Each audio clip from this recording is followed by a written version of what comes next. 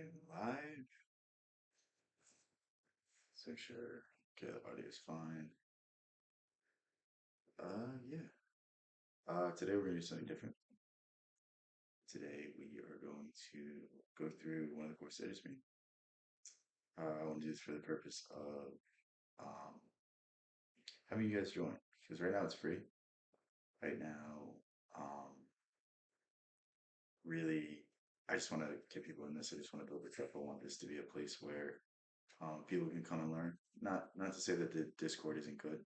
Not to just say that Discord isn't useful, but I think the Discord will be somewhere where I just post what I'm doing, where I'm streaming, and then this will be more so the not serious discussion, but I just want it to be more focused on like actual substantive stuff, not just like, oh, how's your day going? Oh, that like I just want it to be more not professional, but more serious. So yeah, if you're watching this live, if you were in the stream, click the link in the description because this is free right now.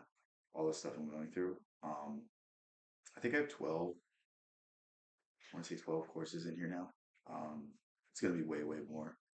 Um, I probably do like one a week, two a week. I just keep adding to it. So yeah, it's cool. We'll play it by ear. We'll see how it goes. See,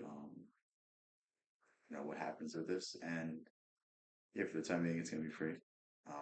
At some point, it's going to be paid. But you guys don't have to worry about it because you can join right now.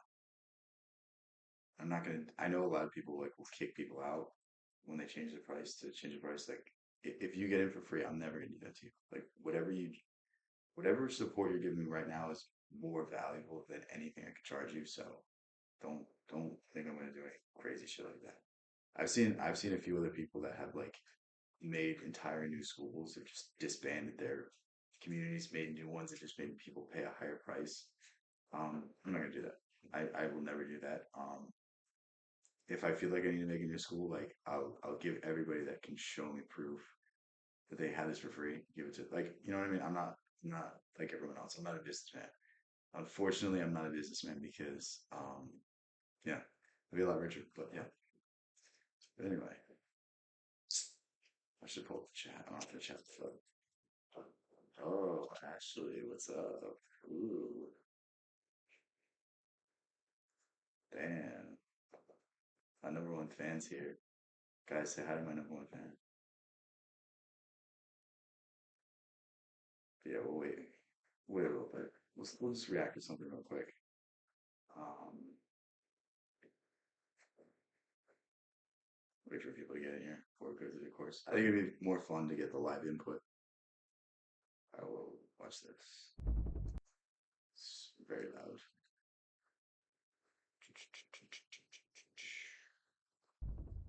Let us ask about the 18, 19, 20, 21, 22-year-olds.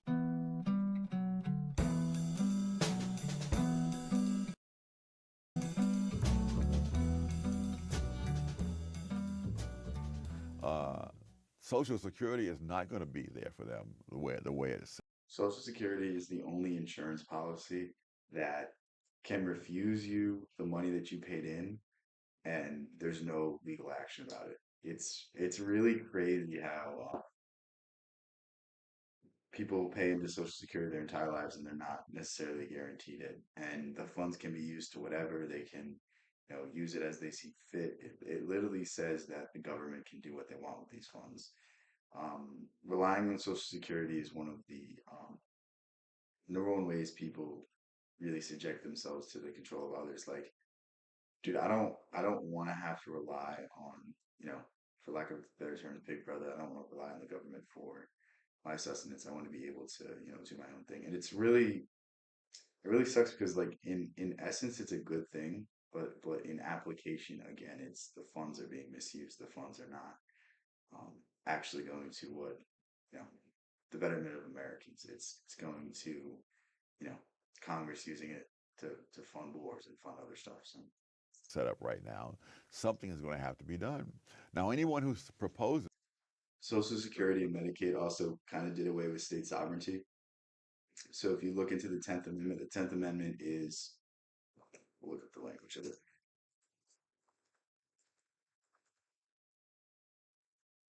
10th Amendment of the United States Constitution states that powers not given to the federal government are reserved for the states or the people. So, in essence, what this is saying is anything that isn't governed by the federal government, anything that isn't agreed under the Constitution, under various federal laws, is a state power, is a state concern. So, um, local ordinances in terms of, land use laws, a state can always be more restrictive than a um, federal law as long as it's not unconstitutional. Basically, any sort of like local government, local action, any sort of like statewide action, like the states should have the power to do that. But in essence, the government did away with it when I can't remember the name of the case, but basically the government threatened to withhold Medicaid funding if states didn't um, do certain things. So in essence, they kind of hold it over the state's head. So it really got away with the Tenth Amendment. The Tenth Amendment doesn't really hold the same weight it used to, which is really a shame because the entire idea of the Constitution is that people in states are able to elect representatives that make the best decision for themselves. Like en masse, someone across the country should have a little bit of say what you can and can't do. Like you shouldn't just be allowed to, the Civil War was fought over slavery. Like you shouldn't be allowed to have like slaves, but like you should also be allowed to make your own decisions. You should be allowed to do things within reason as long as they're not harming anybody. And in essence, it kind of takes away from that ability to do it because the federal government has much, much, much more power than they were really designed to have. And it really sucks that state sovereignty really isn't a thing, and it's not even something that's taught in law school, which is very, very frustrating. Like we're taught constitutional law from a perspective of, oh, this is how the laws are applied, but we're not taught about the implications of these things. We're not taught about how these restrict our rights, about how these kind of take away the fundamental essence of what a constitution was supposed to be. What's good? How's everything with you?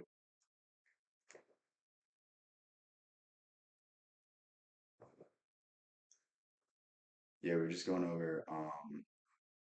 I was gonna go through the law of assumption, but I'll wait for a few more people to join. Some of the people that are normally here. Is doing something will be accused of being heartless and wanting to get rid of Social Security.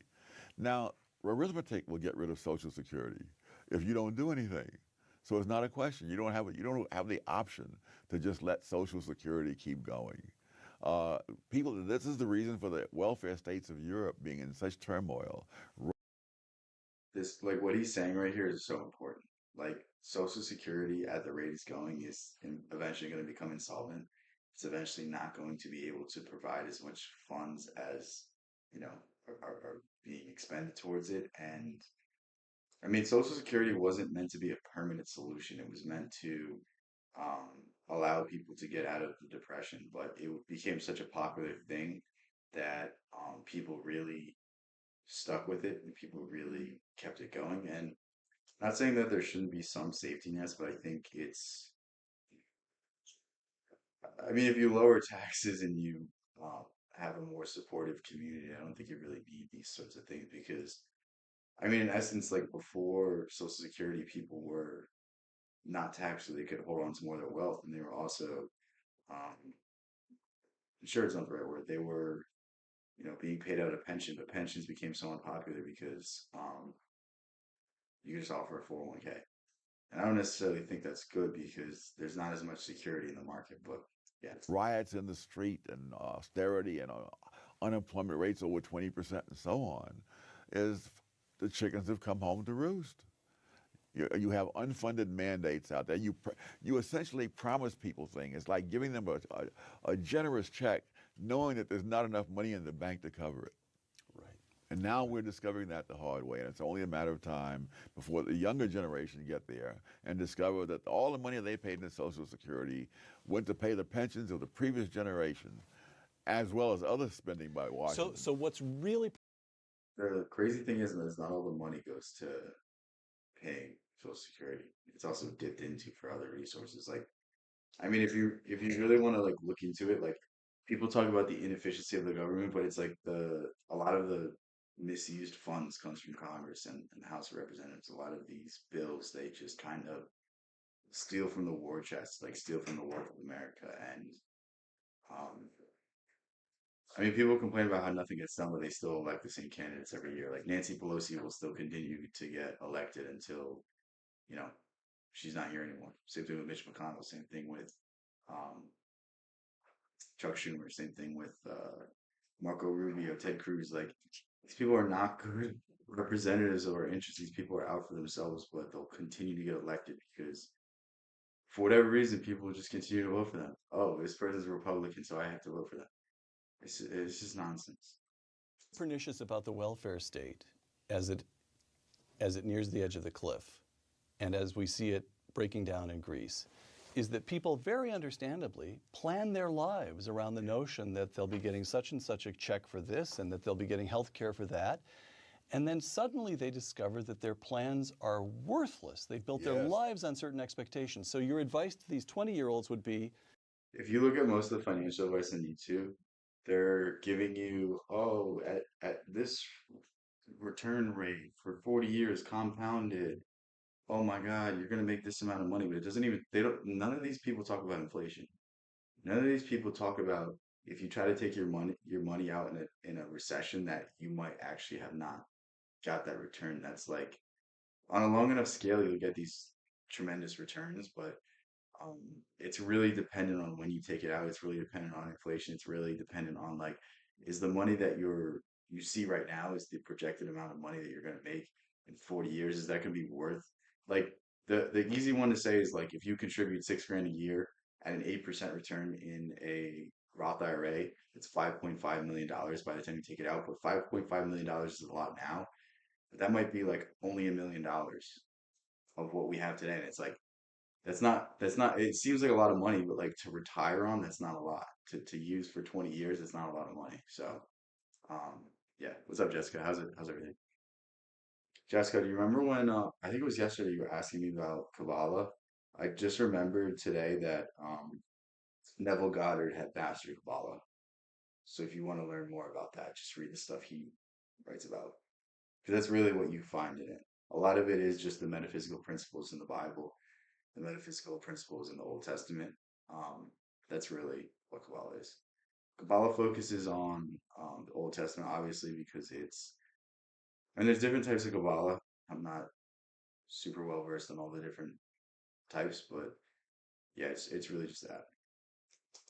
plan on reality, not on what the government is saying, not on the government's lies about the welfare state. There was like a big uproar when the Bible got translated from Hebrew to Latin because the Latin translation didn't have the same gematria. So gematria is just that every Hebrew letter is assigned a value, and that value in some way gives you a deeper meaning. So like it meant like there was like 43 words for Adam or something. Like it was like a deeper meaning if you did the gematria. It gave you like different phrases based off of different words. And again, people that study gematria all day and they're just pointing out this letter has this like you're just schizophrenic at a certain point, but at a certain point it is pretty cool. Um, but yeah, he was a master. I just don't think it's like for the amount you're gonna gain, like for the amount of information you're gonna gain, it's just like it's not worth it. You know what I mean? Like just learn the cool things about it, and I think like learning entire language just to learn Kabbalah is kind of because it's really not like as important as most people think. That will always be there to take care of you. Is that fair? Absolutely. And particularly in the case of Social Security, that what they need to do is put their money someplace where politicians can't touch it. That's the whole. Switzerland? That's the big issue. Put the money where the politicians can't touch it. No, no, no. That's the argument for putting it into private accounts. You see, if a private insurance company does what the Social Security system does, you can put the people behind bars in a federal prison. Right. I said this earlier, but I didn't even know he was going to talk about this. Because they have to have enough assets to cover their liability. Otherwise, it's They're breaking the law. that's right. Right. Congress can do that, but the private people can't, and that's why you shouldn't have the money subject to Congress's direct control, but put it somewhere else. And should I show that to like old people? I think they'd like riot.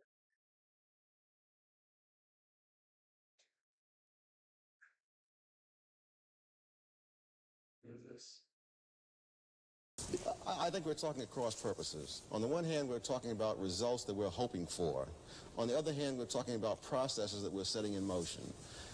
You're saying, should we hope for certain kinds of lessening of inequality and so on? The real question, the political question is, I don't know.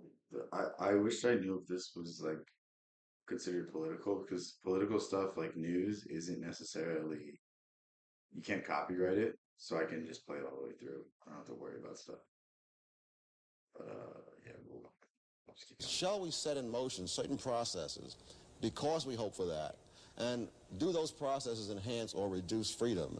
And I think the argument that Milton is making, certainly the argument that I would make, is that the attempt at doing these things, and it doesn't really matter, it's a complete straw man to talk about absolute inequality. No. You should tell it to any professor now. Like inequality is just something that is going to be in this world because you can't you can't micromanage everything. You can't control everything. So it's like, are the steps we're taking to reduce inequality, is it harming other groups? Is it doing other things? Is it causing different circumstances that might not be in the best interest of the country? I think these are the things that should be considered, and they're not considered because they're just like, oh, well, Oh, no, not at all. we got to help these people. Egalitarian, it just means equality.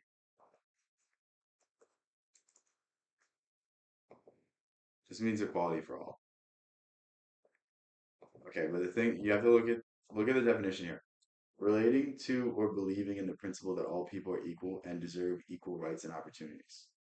In essence, everyone deserves equal opportunities. But it's maybe wait, hold on. Equal. I think this is like everyone on a fundamental level agrees with this. But in order to get an egalitarian society, what people are proposing is equality of outcome, not equality of opportunity. So like leveling the playing field in terms of removing opportunity from people that deserve it best and starting to reward people that maybe haven't got a fair shake historically. And it's like in essence that should be good, but it's like anything. Nothing exists in a vacuum. Every theory doesn't work in application because individuals are inherently selfish, especially if they live in the American society. Because the entire American society, think about it. What is the American dream? The American dream is to get rich at the expense of others. The American dream is to outwork, is to make more money than everybody else. It's inherently a selfish dream. And what do you think people are going to use this for? People have been bred with the American dream since the day they were born. It's really going to lead to the wrong path. Yes, absolutely. Throughout the film, this is the straw man he brings up in order to say how ridiculous to have absolute equality. And then he goes on to say how ridiculous to have my whole absolute point is homogenization as well. as a result, you see, that you set up processes whose end result may not be any more or less inequality than exists now, but the question is, those processes may indeed reduce freedom greatly. I would go beyond the question of equality and put it more generally, that any process to ascribe any status to any group of people, equality, inferiority, superiority, must necessarily reduce freedom. That's an important point.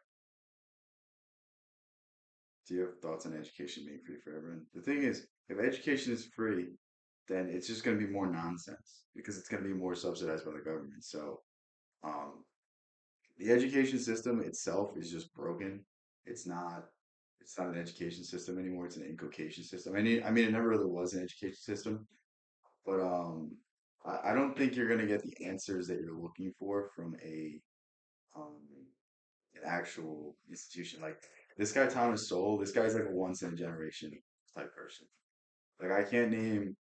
There's a handful of people that are as smart as this guy, but this is what everyone should aspire to be. This is the intelligence everyone should aspire to be. And I've so rarely seen this level of intelligence from somebody that has gone through an institution. that relies on institutional values and institutional education. Like most of the people that I think have the same level of intelligence are really just creatives, like Nietzsche, like Jung. Um, I mean, philosophers to a certain extent. Emerson was a product of Harvard, but I think Emerson's kind of unique because he is his own person. But in essence, like this is what the institutions aspire to create, but there's just so few of them. And again, there's how likely is everyone to become as exceptional as Thomas Sowell? But like, I mean, that's like really saying a lot. Like he's written 45 books. Like there's great authors that have written 3 books. You know what I mean? Like it's I don't think there's easy solutions to any of these questions. I think it really just comes down to the individual. Because whatever the government wishes to ascribe to any group, whatever place, to use the phrase that was very common in the South, that blacks should have their place, whatever place the government is going to assign to people, that place will not coincide, that place will not coincide either with what all those people are doing or with how others perceive all those people, because there's One of his best points is that the people that try to make social reform treat the groups that they're trying to help as, I mean, not necessarily the groups that they're trying to help, the people as just static individuals. They're not actually people. They don't treat them as individuals. They treat them as a collective. And it foregoes the individual experience, which foregoes these entire initiatives because everyone's unique. Everyone's going to take their own path. Everyone's going to, adapt in their own way. And it's like, can we even predict for these things? Can we even predict for how certain programs are going to work? Like, I mean, we can think of like some of the most altruistic people in the world, and we can also see injustice. Like, I mean, in essence, the Catholic Church is supposed to be one of the biggest foundations on the entire world, but like, look at all the abuse that happened underneath it. And it's like, in theory, it should be one of the greatest organizations in the world, but in application, it's, deep-seated evil exists inside that organization. So, too much diversity among human beings. To maintain any system of ascribed status from the top is going to mean reducing people's freedom across the spectrum. That's the point. People have an ascribed status. It isn't as if government, by its intervention, creates it. People are born into this world in a given sector of a society, and many, many of them are born at the bottom of the what's up, society. Norway? The argument about equality of results was an argument that was linked to equality of opportunity. People So what they're arguing right now is equality of opportunity versus equality of outcome. So the difference between equality of opportunity is giving everyone their fair shake, not, having the Jim Crow laws of the 1960s, not having those restrictive laws.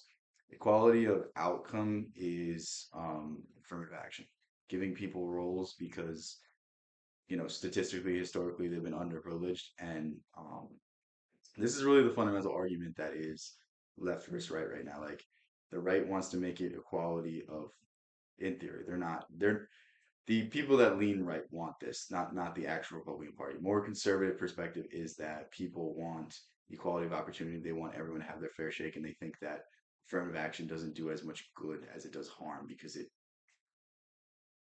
I mean, depends how you see it, depends on the lens you see it. But I tend to agree with that. I tend to believe that people make the best decisions for themselves, and when you give people as much freedom as possible, then they can begin to, find out who they really are. recognized that unless there was a degree of equality in a degree of enough food, enough security, access to education, unless these things were See, this lady will talk about education, but she won't. Did you read The Idiot by? Not yet, not yet. I sent it to my Discord making fun of someone, but that's all I did. That's one of the next books I'm going to read. Right now, I'm reading Man and His Symbols by Jung.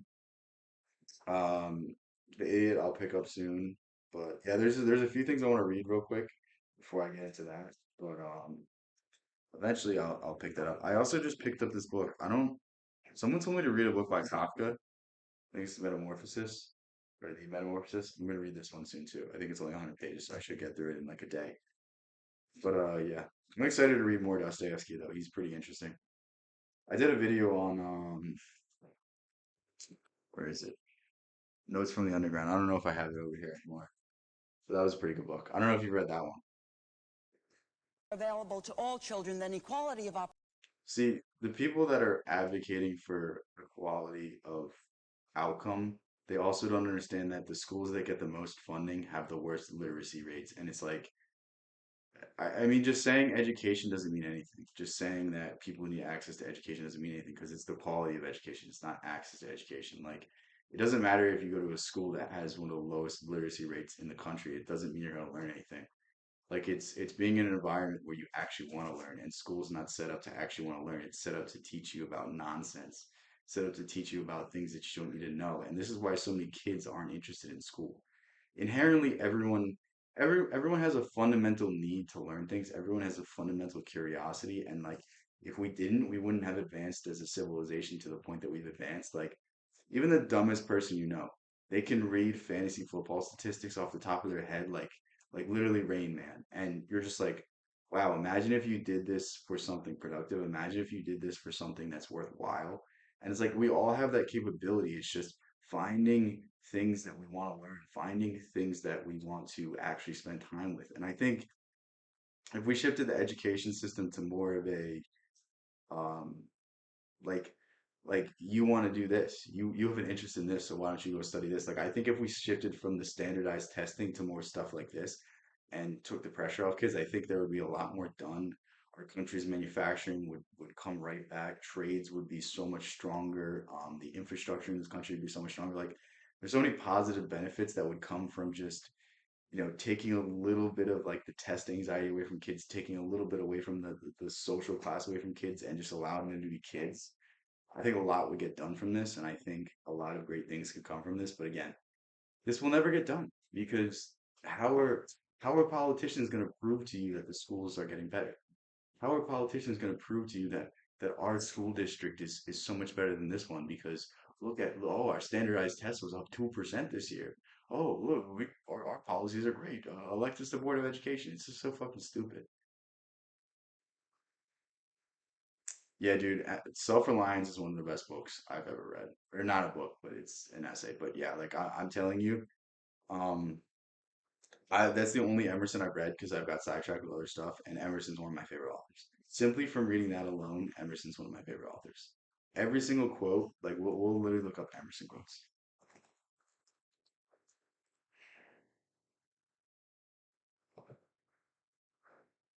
To be yourself in a world that is, oh my gosh, fucking ruining the string, right? To be yourself in a world that is constantly trying to make you something else is the greatest accomplishment. It's like imagine like we glorify Cardi B. Why don't we glorify what Ralph Waldo Emerson? Like, why do people know the Kardashians, but they couldn't name you one Emerson quote? They couldn't name you a line from Self-Reliance. And this is the exact issue with society. It's like we don't value things that bring us forward. We don't value things that, you know, maybe take a little bit more want to get into, but it's so much more rewarding. For every minute you are angry, you lose 60 seconds of happiness.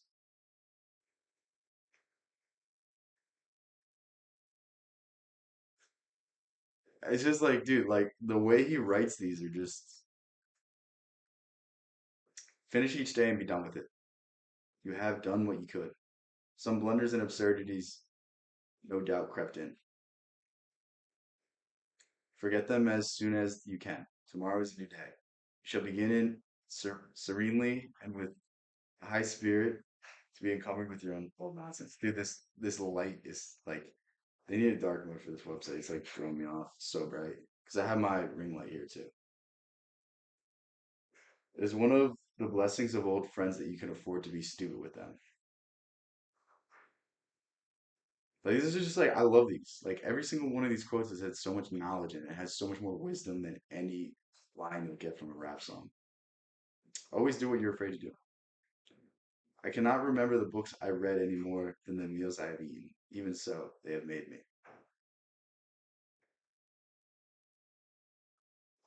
It's just like I rip my headphones out, but still, you get the point.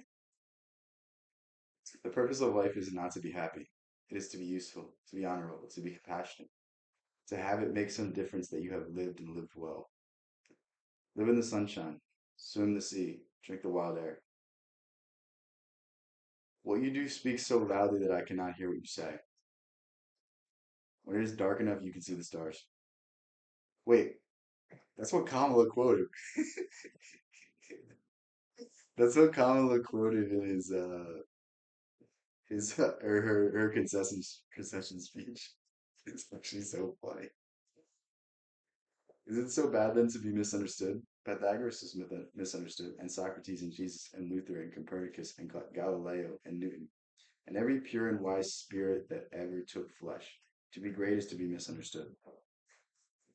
Make your own Bible. Select and collect all the words and sentences that in all your readings have been to you like the blast of a trumpet. I just like love these. Anyway, we can get into what the actual stream is about. Um, so anyone that's not already in here, feel free to join the links in the description of the stream. But this is my school community. We're going over the law of assumption today. This is a course I just made. Oh wow, we got an Emerson quote. Why you looking at me like that? Guys, we have a live studio audience right now. It's making me nervous. Man, it's just like feel the eyeballs. I'm like, still looking at me, guys. But yeah, we'll go over this. But yeah, anyone that hasn't checked this out yet, whether you're in here or not, I was really happy with how this came out. So we'll just go through it real quick. But to begin, what the law of assumption is it's really just an extension of the law of attraction. So the law of attraction states that what you think is what your life will become. And the more you think about these things, the more they become. But the issue with that is why are our thoughts, in the English language, like why are these in some way affecting the universe? Why in some way do these have meaning? And the truth behind this is that it's not the words we say, it's the feelings that we give. It's the state of which these ideas create that begin to shape reality. And when we understand this, we understand that it doesn't matter what we say, it matters what we feel.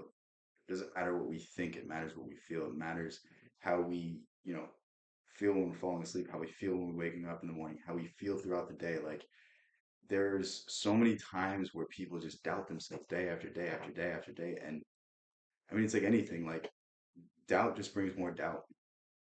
Joy brings more joy. Like whatever it is that you're feeling right now, you're going to have more of that in the future because of the things that you're feeling.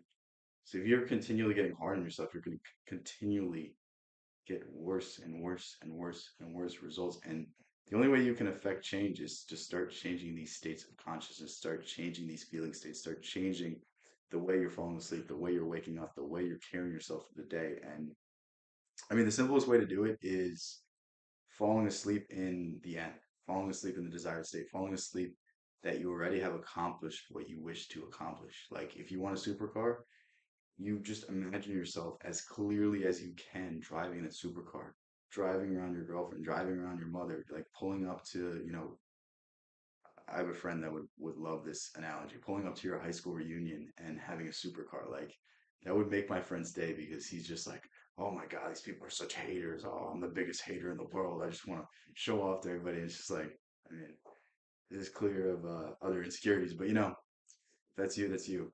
But again, like in some way try to make these experiences as real as possible. And the moment that you start to make these things feel real, the moment they start to feel natural is the moment they're going to become actualized, the moment they're going to start to exist in actual reality. Because I'm going to give you a little secret. This is a fundamental secret of the universe. If you only learn one thing from me tonight, learn this. Everything's created twice.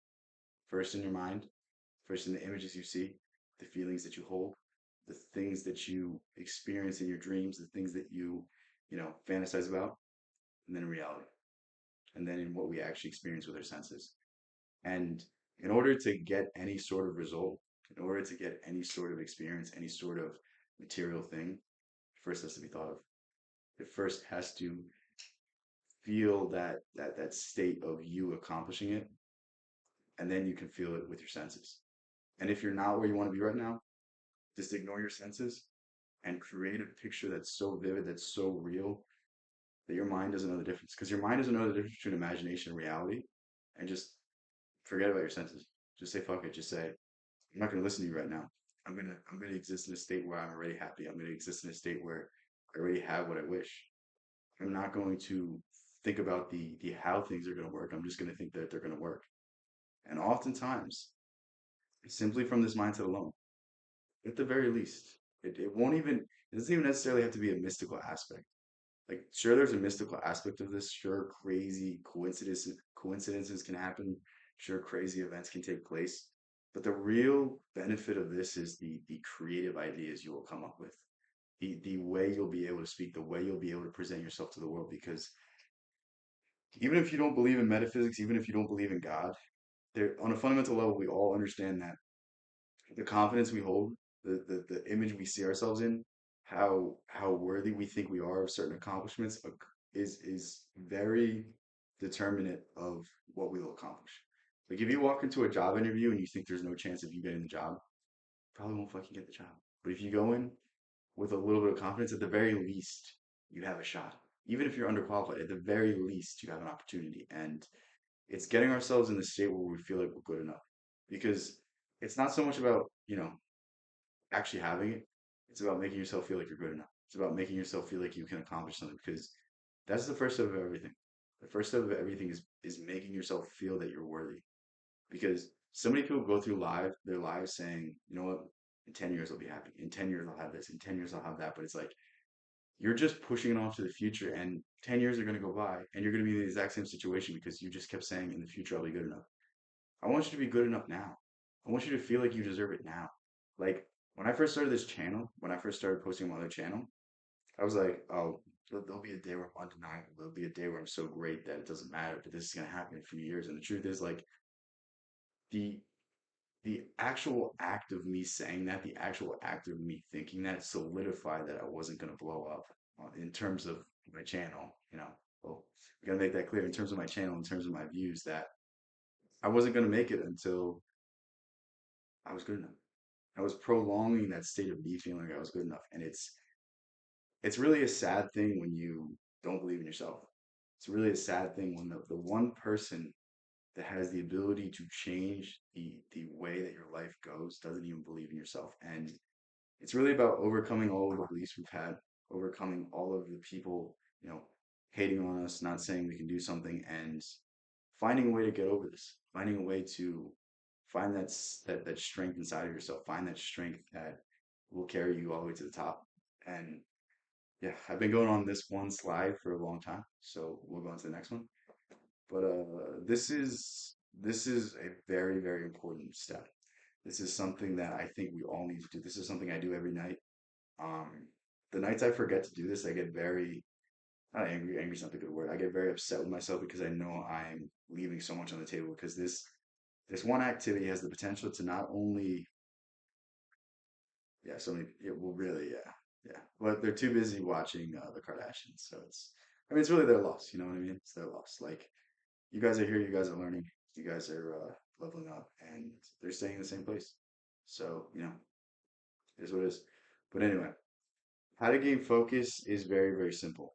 And what I mean by focus is the ability to imagine, the ability to visualize these things and make them so real that your mind can't tell the difference and that your mind finds every idea, finds everything within inside of it to make all of these things become true. Because what what we need to understand is the more we can picture something, the more we can imagine it, the more likely it is to happen.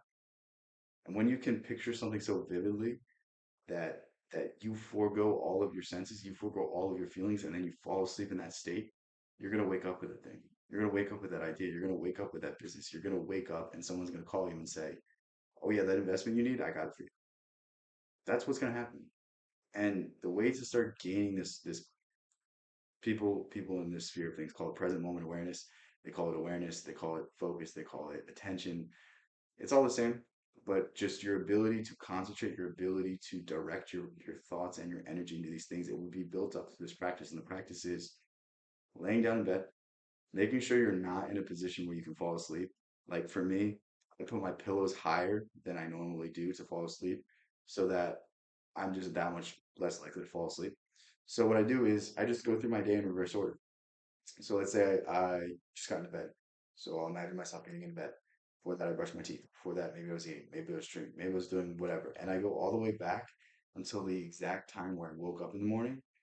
And then I start doing my visualizations in terms of the state I want to be in, the success I want to see, the things I want to be doing, the books I want to write, like all of these things. And at the very least, it's boosted my creativity tenfold, and it makes it so easy for me to come on stream with no preparation, with no sort of plan, with no sort of thing, and be entertaining. And if you don't think I'm entertaining, it's cool. It's just going to continue to get better. And it's as you do this more and more, it's going to become easier and easier. It might feel weird the first time you do it. It might feel like you're doing this for no reason. But after a week, after 2 weeks, after 3 weeks, at the very least, you'll start doing this for the creative benefits. Not even necessarily the mystical benefits of it. Not even necessarily that something crazy is going to happen.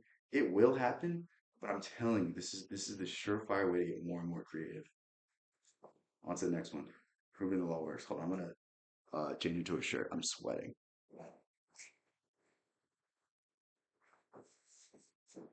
Stop looking at me like that. Why are you looking at me? Guys, I'm getting old right now. I need your help. She's harassing me. This evidence.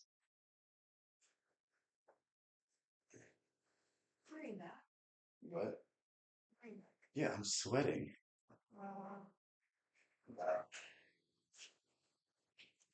Oh, what's up, Mr. Mula?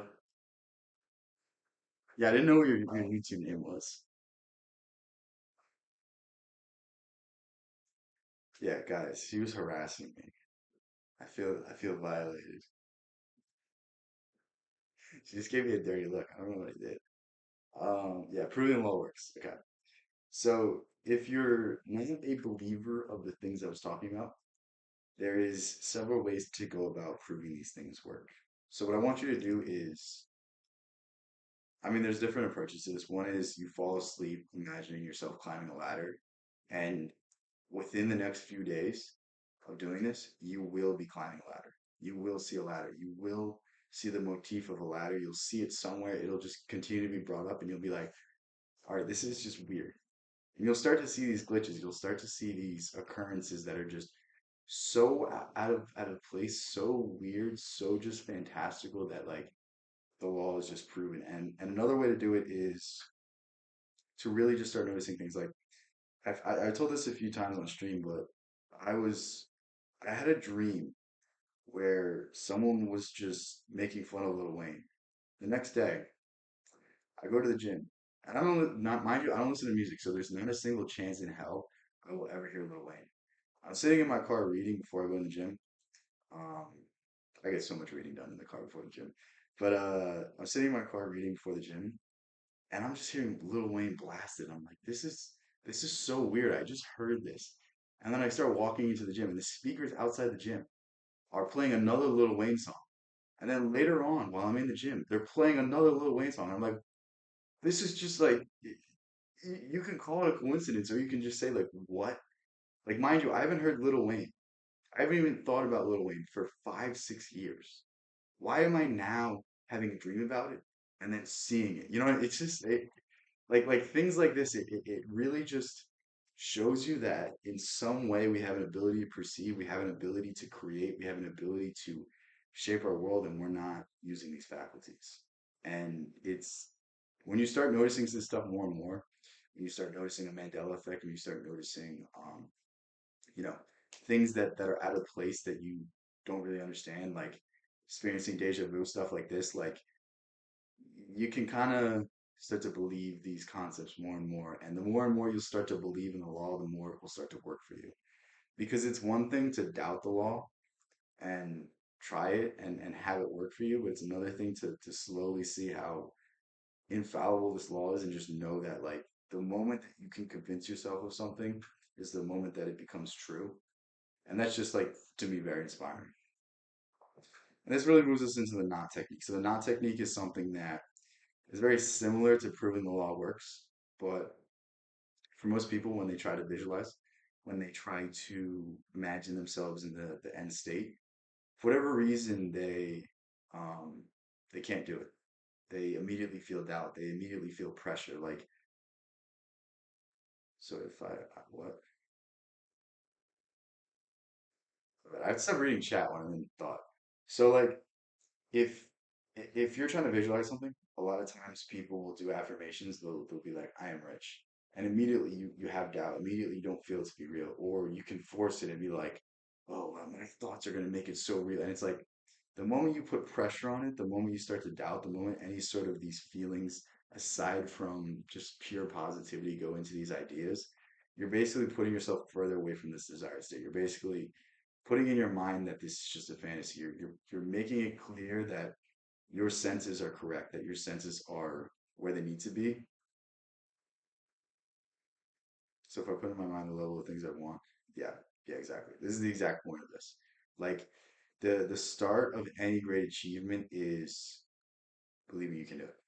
And when you believe you can do it, a lot of times that's all you need. That's the spark that you need to accomplish anything. You can't name a single great inventor. You can't name a single great mind. You can't name a single great athlete who didn't first believe they could do something, who didn't first have the self belief that just drove them further than anything that they can explain. So, yeah. But yeah, there was an interview with there's a rapper named Logic. I don't know if you guys know who he is. I don't think he's as popular as he used to be.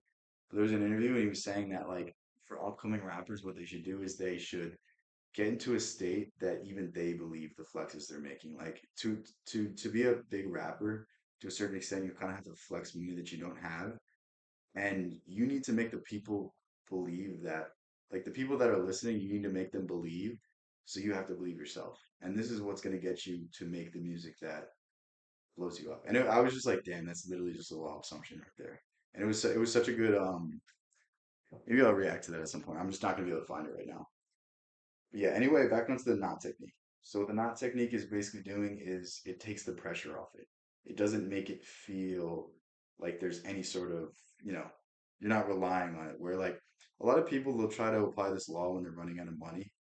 And the second that you have any sort of anxiety, the second that you have any sort of lack is the second that the abundance isn't going to come.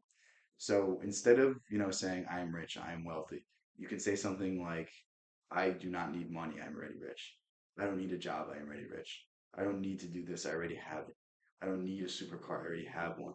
I don't need these things. And when you start saying things like this, you start subliminally impressing your mind that you are already in the desired state, and there's no pressure to it. It's still fun. The moment it becomes serious, the moment it becomes real, the moment it becomes material, and you start assigning these you know, unconscious biases and unconscious values and, the things that people have said to you, like, you'll never be successful, you'll never be this, you'll never be that. Like, the moment you start making it real is the moment it stops becoming possible.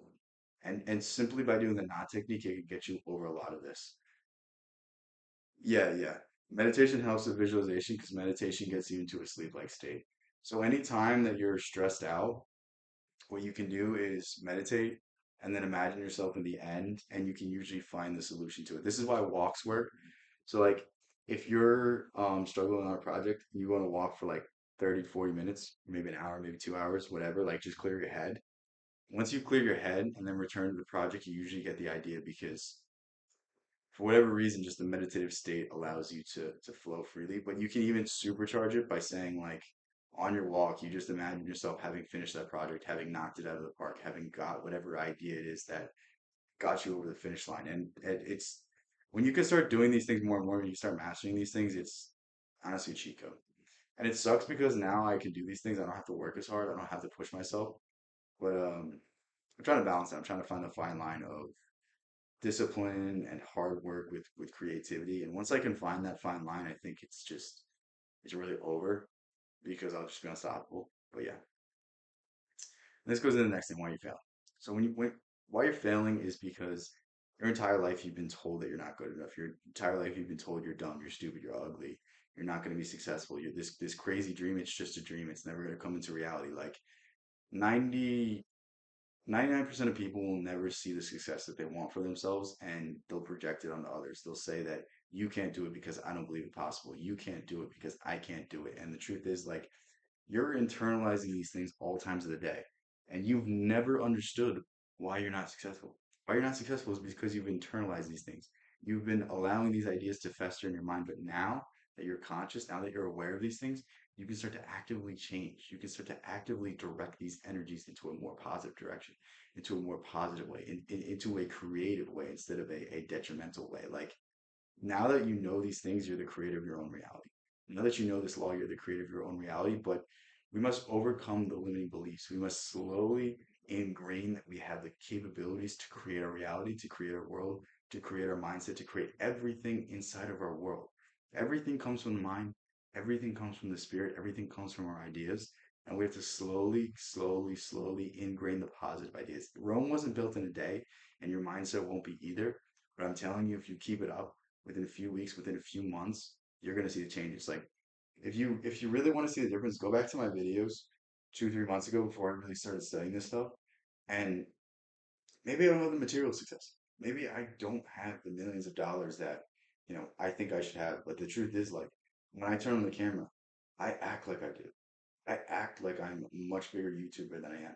I act like there's thousands of people in here. I act like, I can answer every single question, that I can answer, concepts that I wouldn't even touch 2, 3 months ago. Like the only difference in the content I have now is it's not even that I've learned a lot more information. It's just I believe in myself so much more. I believe that I'm worthy of answering everything. I believe that I can give a good take on absolutely everything. So now I'm not straying away from certain topics. Now I'm not afraid that, I can't speak on certain things because I'm going to lose a job opportunity. I don't need a job. I'm going to do this forever. Like that's simply the change that I've seen. And just getting over these fears has just opened the door to me of just so many new ideas, so many new concepts, so many new creative ventures. And it's like, at this point, it's just a matter of time. At this point, I'm just waiting. I've done all the work. I've done all the work on myself, and now all I have to do is just wait. And it's just a great feeling. How to use the law. So the two things you need to take away from this, the two things you need to take away from everything I was just saying is remember your day in reverse order, fall asleep in the end. You can do any combination of the techniques I told. You can do the knot technique. You can meditate and then visualize. You can, fall asleep in the end. You can write things down. You can, write poems. You can find some other way to somehow instill in your mind these ideas. But overall, if you do those two things, that's it. That's all you need to do. And our resources, any Neville Goddard book, Think and Grow Rich, Edinburgh and Door lectures on mental science, Your Invisible Power, Power of Your Subconscious Mind, Psycho-Cybernetics, and there's this really good channel here. Um, Actually, we can react to some of this stuff now, but hold on, it's gonna play. Maybe it's not. Okay, we'll uh, we'll react to some of those in a second. But yeah, this is really all. And now in the discussion. So what the discussion is what I'm going to start to, I've added to a few courses already. What I'm going to start to do is get some sort of discussion going in the community aspect of this tab, or the community aspect of this community, because what I want to do is get people talking about these ideas, get people exploring these ideas, because it's one thing for me to explain it through my mind, but it's another to talk with people who are also learning these things, to talk with people who are also figuring out these things. Maybe a testimonial. So for like this one, bring up one glitch that proves our reality is not real. That proves that the world we see is not set in stone. It's more of a creation of our own minds and not just pure science, pure, numbers, pure math, pure statistics. Like there's a fantastical element of it, and it's almost too these things that we're seeing are almost like too weird to actually be just random. Like there's a synchronicity, there's something more behind it. So yeah. And again, if you're not already in this, these are all the courses I already have, and these are all the courses that I'm gonna make. Um, I have so many more ideas. So as I'm building this out more and more, you guys are just gonna get more and more content. And right now there's 17 people in here. Um, I'm gonna make it a paid community at like 50 or 100. I don't know. We'll play it by ear, but I really just want to get this thing active, and then we'll start charging new people. But you guys that get in now are not going to be charged. So join it if you're not already in it, because dude, you guys are the ones that are going to do more for me than I could ever do for you. Whatever information I give you, whatever inspiration I give you, you guys are the ones that are driving me in the algorithm. you guys are the ones that are making my name hit in the algorithm. So like I can't thank you guys enough, and this is really just my attempt to get back to you guys. So yeah, feel free to join this, and I want to just make this a cool place where we can come hang out. But yeah, I'm gonna run to the bathroom real quick, and then we'll react to some of this guy's videos. So yeah, see you in like a minute.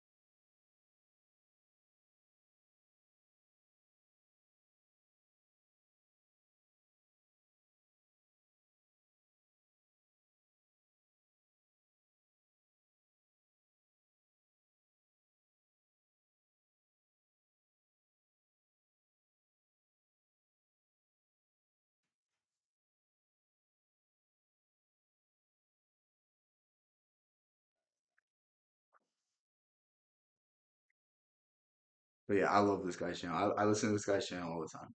Um, we'll find a good video. He does a lot of sleep meditations too. So this could be another way to like subliminally program your mind going to sleep. Sleep meditations really just consist of like ideas. Like he's just impressing that you can do this, you can do that. Like it's damn. He give these videos.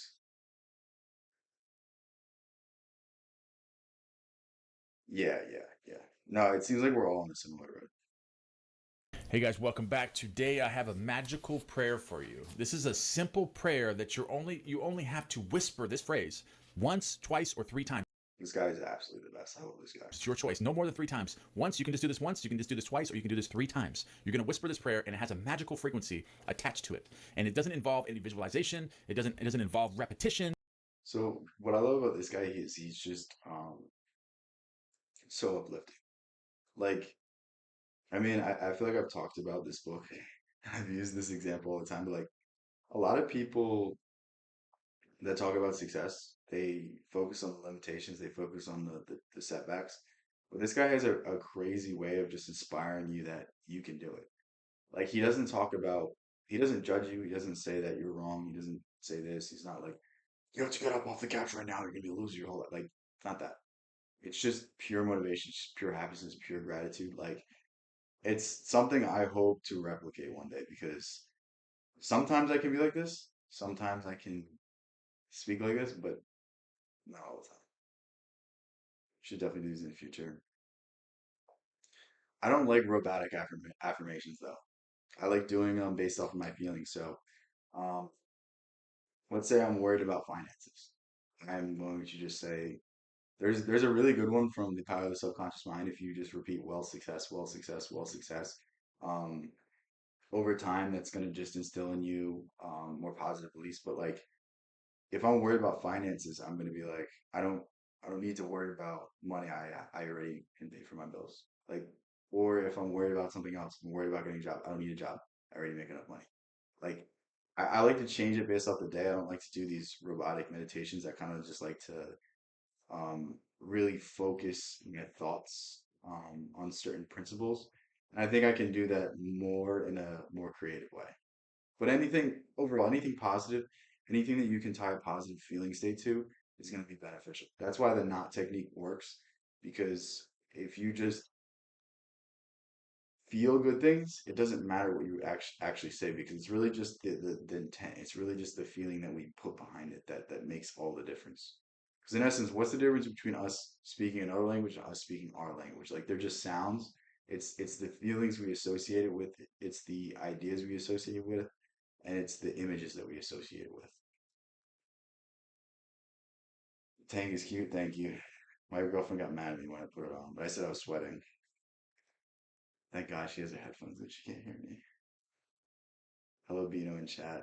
Hey, Fluffy Kitty. It doesn't involve any of this. Okay, so this is a very simple, magical prayer that will basically you're asking the universe, or you're thanking the universe for something that you already have. Okay, so something that you don't have, but you're assuming that you do through the law of assumption. But this is a magical technique that anyone can use, and you don't have to go into multiple nights of creating something. You don't have to do all this work. This is something very simple that all you have to do is whisper this phrase of I don't know what he's about to say. Let's anything hear that you're it. trying to create, and it will come to you, according to Frederick Dotson here.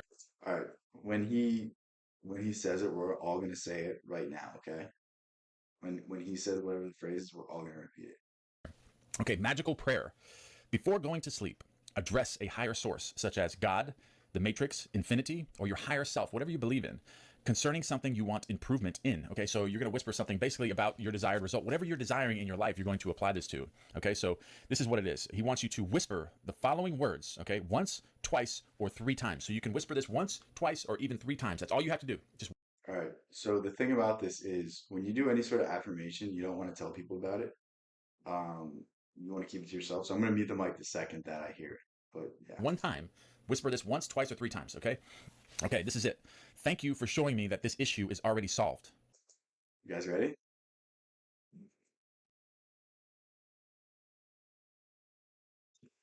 You guys better have done it. Thank you for showing me that this issue is already solved. I That knew is the this one phrase, okay? already. Thank you for showing me that this issue is already solved. And if I were to add anything to this, I would want to get specific with this. So whatever You don't have to get specific with it. Just feel like when you say this quote unquote prayer, when you say this affirmation, all you have to do is just imagine yourself not having to deal with that situation. You know, if it's a bill that you're worried about, imagine yourself being able to pay the bill. If it's buying a new car, imagine yourself driving the car. If it's getting a certain amount of subscribers, imagine yourself having that amount of subscribers. Whatever it is that your goal is, um, just associate what you just said with it, and it just disappears. Because at the very least, what this is going to do is it's going to make you worry about it less. It's going to just allow you to have faith in the universe and your higher consciousness and your, in God, whatever it is that you want to associate with. I think it's all the same, but that's more a personal thing. But whatever force you're choosing to associate this with, it's just going to take the pressure off you. And the thing is, people talk about pressure being a good thing, but the only reason pressure is a good thing is because it gives you presence. But for a lot of people, they don't get present when they have pressure on them. They get scared. Their fight or flight says flight. It says freeze. It says don't do anything. It says worry about this. But if pressure makes you more present, then use it. But if pressure doesn't make you present, just say thank you for already solving this. Thank you for already curing this issue. Thank you for already having solved this problem in my life. Like I don't remember the exact phrasing of it. You can use any of the variations I just said. It's all the same. But really just feel that problem dissipating. And I'm telling you, the idea to solve this issue, something magical happening, the idea will pop in your head, whatever it is, it just seems way less serious and allows you to actually approach the situation. Because think of any assignment that you've been procrastinating. Is the assignment ever as bad after you look at the directions, after you look at the steps that you have to do? Like I've had so many assignments, so many papers, so many projects that I've just been stressed out about, and then I read the directions. I'm like, oh, this is really fucking easy. Like truly, this is a lot of the issues we deal with in life. We make them so much worse than they have to be. So yeah, whatever you're trying to create, like thank you for showing me that this issue would be like what you're trying to create. Okay, so if you say it's $20 million, $30 million you're trying to create. again, this is why I was saying that like robotic affirmations aren't good either, because it's more so just the feeling state that you create, the feeling that you associate, and the picture that you create in your mind. So like I like to just be more creative because I feel like it makes the feeling state more natural to me. But let's say that I'm really stressed out, let's say that I'm really worried, like I'll do more robotic affirmations. So it's really just like using different tools. Like I have a tool belt and I don't use the same tool every time. I use the best tool for the job. So or I use a combination of them. So yeah, really just that's my ideas about it. That's my thoughts on it, and that's why I haven't done it. Also, I would have to like spend some time like doing the thing. So it might not be worth it right now for me to do, but yeah, we can have this idea in the future. I know you've told me to do this a few times, Jessica. or $20,000, $30,000, you would say, thank you for showing me that this $30 million is already solved or it's already here. Okay, so you can use that for anything that you're trying to create, whether it's a helicopter or it's a new house or a cat or a bunch of cash or a bunch of money in your bank account or whatever you're trying to create, a new car, a sports car, a new relationship. Okay, so if it's a relationship, you can say, thank you for showing me that this issue or this relationship is Where's Christina for this advice?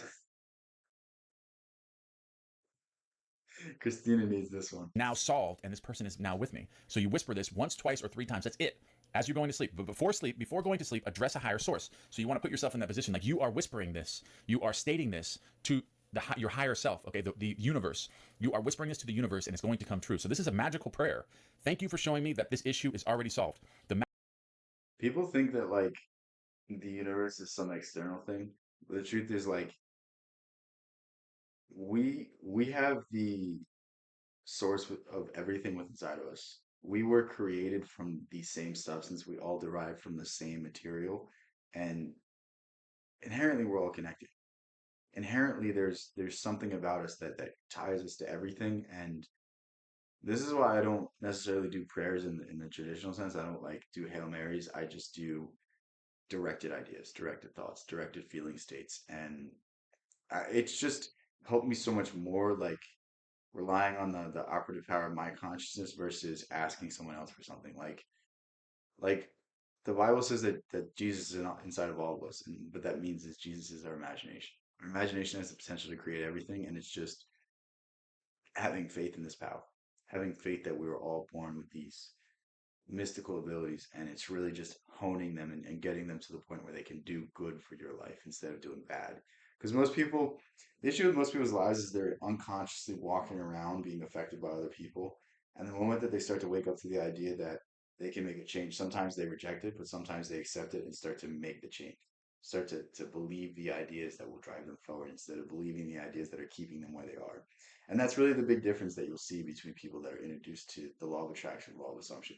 Some people will say it's hearsay, but some people will believe and find the truth in it. And when they find the truth in it, then they can just master their reality. Magical prayer is not a pleading, it's not a begging, but a thanking. So you're thanking your higher self or God or the universe or the matrix that you already have this thing. And this is a super magical prayer by Parallel Universes of Self, guys. And That might be a book to look into.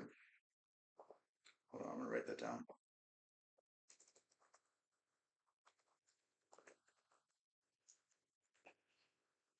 Forgot. Wrote that down. I just wanted to share this with you guys. I think this is really powerful. I want you guys to try this. I want to know your results, and I want you to put them in the comment box below. Tell me if you have any clarification, anything you want to add to this, put it in the box below. And I'm also going to add some links to some courses and our website, Neville Book, in the description below. So if you're not following, go ahead and sign up for that now. We're doing some really awesome things. We just opened up a group that's actually signed up for people that are trying to get together. So this guy's a school community too. I don't know if he wants me talking about it, but yeah, just like I really like the guy's channel. He's a lot of really good information on it. So that might not be a bad thing to look into if you like the ideas I've been talking about. And also feel free to go in the school community, ask questions about this stuff. Um, Feel free to go into the Discord and ask stuff about this. Um, I'm always open to answer questions.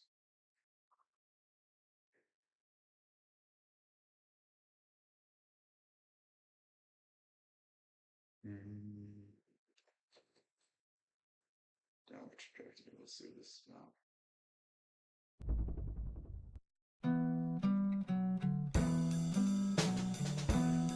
Do you guys want to stay on law of assumption? Or you guys want to go back to what we were doing?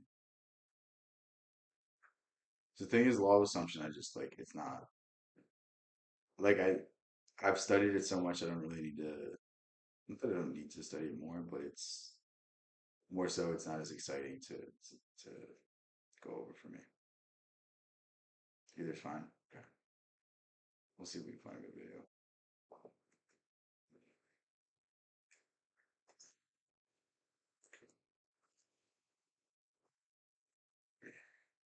Is there a video to this?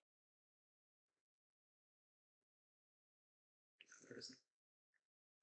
I love Patrice, but I'm not gonna just put it on my face for all times.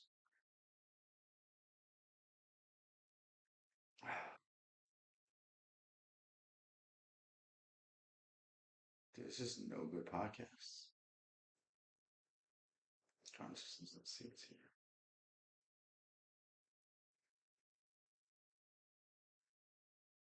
Oh, I know what we can watch.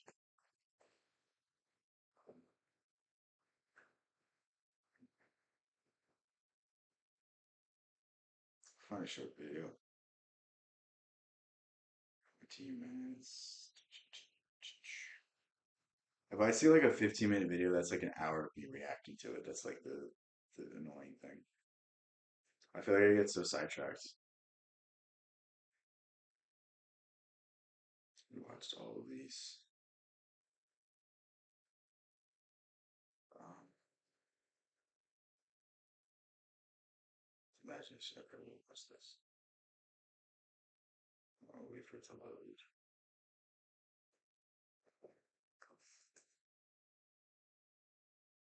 Oh my God. It took you long enough. There is a place. Don't let it fade. When your mind goes there, make up your mind it's going to stay there because it is a place. I don't care what the thought is. Doesn't matter what the image is. If your mind can go there, you can physically go there. You hear that? If your mind can go there, you can physically go there. Let's understand, frequency is a level of vibration. Everything vibrates. It's moving. Now, it appears to be still. It isn't still. It's moving so fast it appears to be. This is stuff that'll teach you day one of physics. And it's so annoying how we ignore these principles and don't see the deeper meaning behind it. I mean, like, Tesla said that the entire universe is frequency, vibration, and energy, and people don't take that into account. Still. Every frequency Yeah, Christina, we went over how to manifest a relationship. is hooked up to the one above and the one below. There's no line of demarcation. Now, do you want to know what that means? You can go woo like that onto a higher frequency. But you can also go woo like that onto a lower frequency. That's Yet some people Christina do that. most of the time. But we think on frequencies. So we have to get that right in our mind. There's an energy flowing through our... Why are people bullying you right now, Christina? What'd you do? Let's hear it. What'd you do?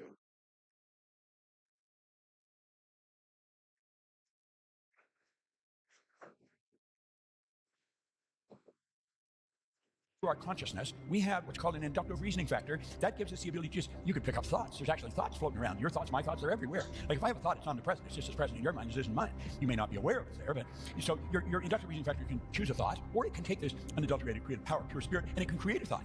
You literally create a thought. And you put that thought with another thought, and another, and you got an idea. An idea is nothing but a thought or a collection of thoughts directed towards a purpose. So what we're doing is we're taking this power that's... I just love the way he speaks.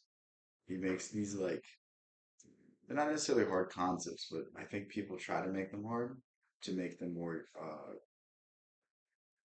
seem more through us. legit. And it's just he just puts them in such a simple way. This guy broke up with my friend to date me, and I told him no. Why did he? Christina, why are you a homewrecker? Damn. Thank God I took away your modern privileges. And we're using this higher faculty that we've got in creating thoughts. Now, that's the one point that all the great leaders have agreed on. They've disagreed on virtually everything else. We become what we think about. Yep. Did you hear that? Everyone agrees with the point that we become what we think about. Listen to the conversations of most people. A high percentage of the population are talking about what they don't want, what they hope doesn't happen. They never realize, and it's going to be obvious they don't realize this, that they are directing this magnificent power that's totally subjective. It has no ability to alter anything. You got the choice. You got the choice. You have the ultimate control of your life. But I'm going to tell you something. There's no shortage of good ideas flowing into your mind. There is no shortage. There's an abundance of them. While you're driving, while you're in the shower, while you're eating dinner, while you're talking to somebody, you take mental breaks. Christina, I think you planned it. Come on. If I see it, I don't even know these people. I would believe your friend though. Everyone has these ideas. You have them flying on your mind, don't you? But we discard them as fast as they come. Why would we do that? Why wouldn't we keep them there and focus on them? Say, I can do that. I can do that. Why? Because we're ignorant. That's why. If you're observant, you're going to see outer reality shaping itself upon the model of your imagination. Now, Literally, the most important thing you will ever hear is that if you believe you can do something, that is the first step. I don't know the other steps you need. I don't need I don't know the other ideas that you need to, really establish to, come up with this business model, come up with this business plan. I don't know the other steps. If I know I can do something, if I believe I can do something, that's 80, 90% of the hard work. The hardest thing is to convince yourself that you're good enough to do something, especially nowadays, especially in the day and age we live in. Christina, I don't believe you. Yeah, exactly. Jessica, I agree with you. I have to really question why he would break up with Christina's friend, thinking he could be with her if there wasn't some inclination. I don't know. It's very suspect Yeah, to this is me. all our imagination at work. Imagination isn't something just kids play with until they get a little older. Imagination, he'll say, is the most marvelous, miraculous, inconceivably powerful force the world has ever known. You have one. It's one of your higher faculties. That was that sacred gift. Now, what I want to suggest you do is really let yourself relax Flow state. and start to dream. But as you're doing all When you start to relax, when you start to get in the present moment, this is where you find out about yourself. This is where you find out what you want to do. This is where you get the ideas to start mastering your life. But I mean, it's almost like everything in this universe, everything in this world is set up to take you out of the present. It's set up to make you feel like you need to pay off this loan, that you need to worry about this. You need to worry about the bigger picture. You need to worry about what you're saying because, you know, you're not going to get a job because of these things. You can't express your opinions because they're not the popular opinion of the time. Like everything is trying to take you away from yourself. Every part of society is trying to make you sacrifice to become someone that you're not. The more you can just become yourself, the more you can just sit in this current moment, the more you're going to be able to master your world, the more you're going to be able to follow your path, follow your ideas, follow the things that really inspire you. also become aware of how your paradigm is going to fight you. This is where I am. I know how I got here. This is where I want to go. This is a place. If it's a place, don't let it die. Hold it. If it dies, bring it right back. Understand, it's a frequency. I hope you enjoyed this video. We put a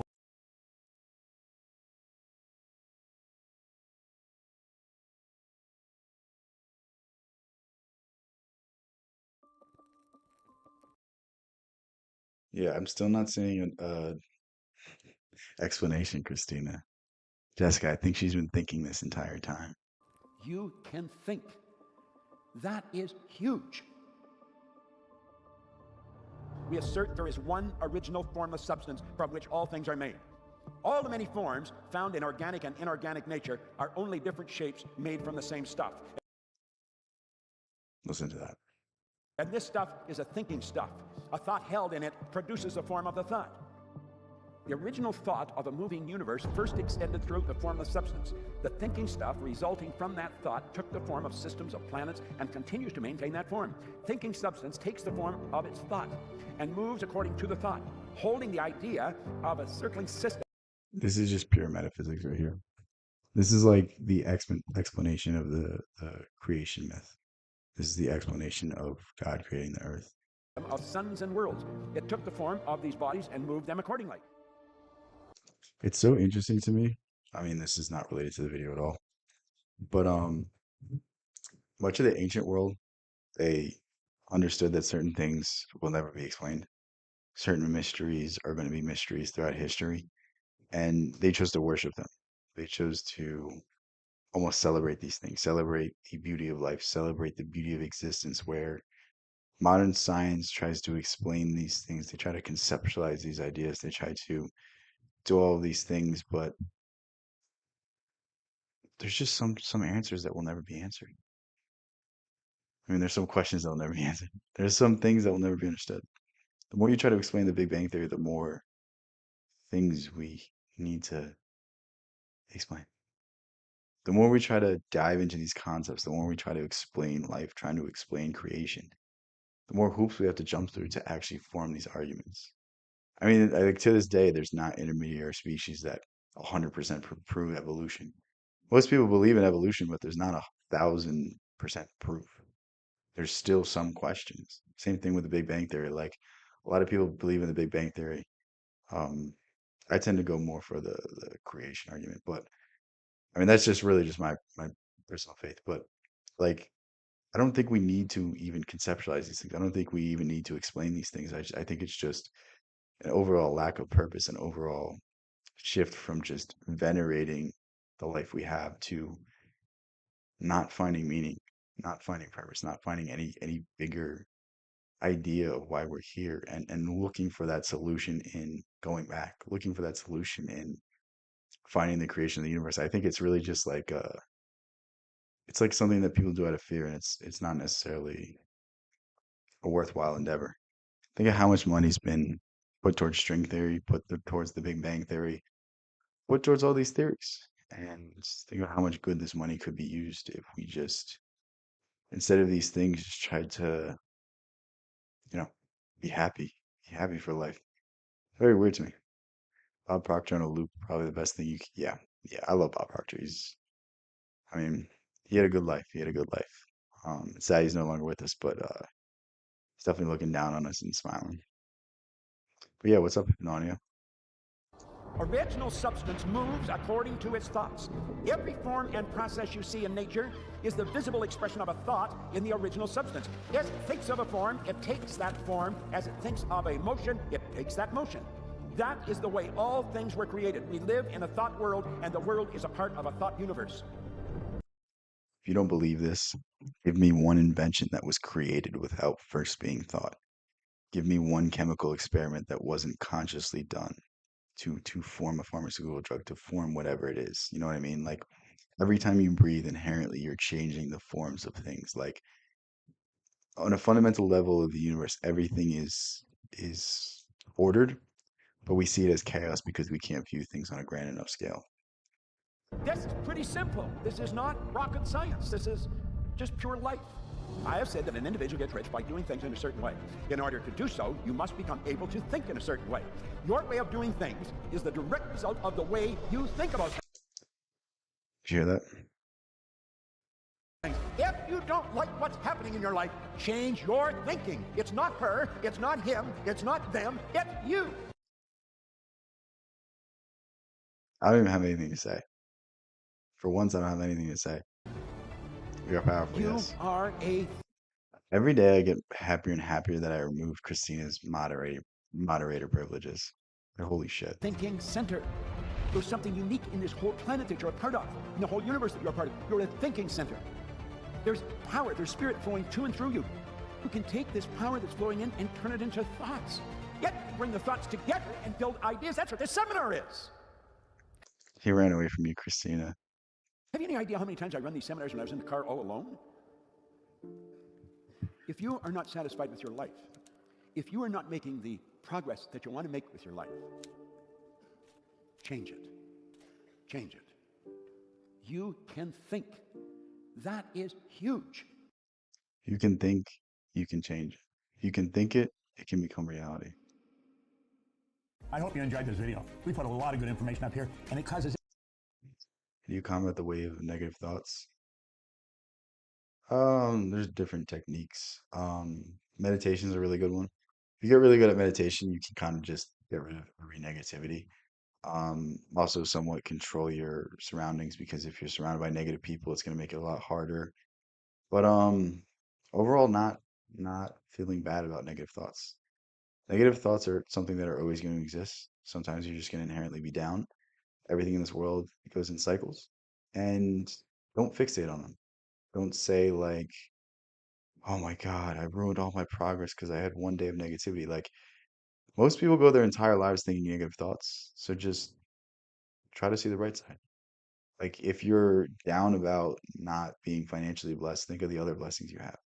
If you're down about, you just lost a relationship, just say, wow, I learned a ton of lessons and you know what? I know I'm going to build back better so that I can enter into a better relationship. Like these are just simply changing the way you frame things, changing the way you view things. Maybe meditate, maybe go on a walk, maybe take your mind off things. Like our minds are our own worst enemies because when we start to fixate on an idea, um, it will start to become bigger and bigger and bigger and bigger. And it's the same thing with positive thoughts. Like if you fixate on a positive thought, if you really force yourself to believe positive thoughts, that's going to continue. But sometimes the negative thoughts just get over us, and yeah, just don't stress it. You know, things happen. Find a way to, take a load off, find a way to relax, find a way to just kind of find some happiness. If it's taking a 10-minute walk, if it's, meditating a little bit, if it's watching your favorite show, if it's just, taking a nap, do what you got to do, get out of that state and go to a better one. Well, gratitude, meditating, I think those are two of the best ways. And it was William James, the founder of American psychology, who said, facts aren't as important as attitudes. And it's the attitudes that we take to the things that happen to us that make all the difference. Um, it's really, how much do you write? Thoughts have to be developed. I read a good amount. I have a bunch of different ones. It depends on the feelings. Um, we actually just went over a good one. Um, we were watching a video on law of assumption. So next time you're stressed out about something, say to yourself, "Thank you for already solving this problem in my life." And what that is doing is asking for your higher self to take control of the situation. And once you say this, once you really mean it, once you really mean it, once you really feel it, it really gets a lot of the anxiety away.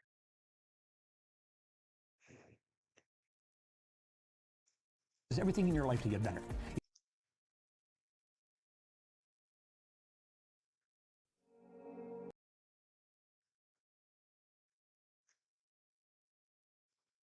Yeah, I think that was Spirit is 100% evenly present in all places at the same time. There's nowhere where it is not. go back to relationship stuff. Christina, ask me relationship questions. We can talk about it. That was literally it, though, what I was talking about. Right. The relationship stuff was just, thank you for already solving this problem. Thank you for already giving me this person. Thank you for finding me someone that's going to make me extremely happy.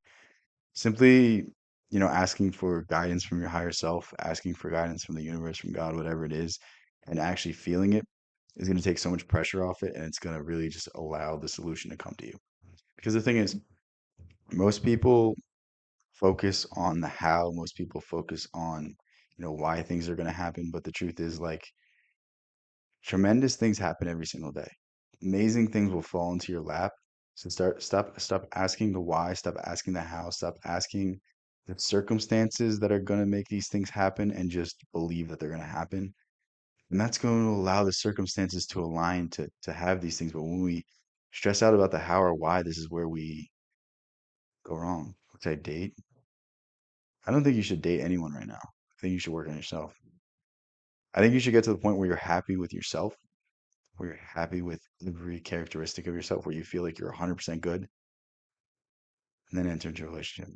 Because if you get into a relationship and you can't be yourself, you can't be 100% who you are, you can't give someone 100% of yourself without any restraint. You're still holding on to past relationships, you're still holding on to past trauma, past pain. That's not fair to the other person. And that's not fair for yourself because you're sabotaging your relationship for the sake of comfort. You're saying, I'm going to enter into this relationship and then I'll be happy. But the truth is, you can't get happiness from anyone but yourself.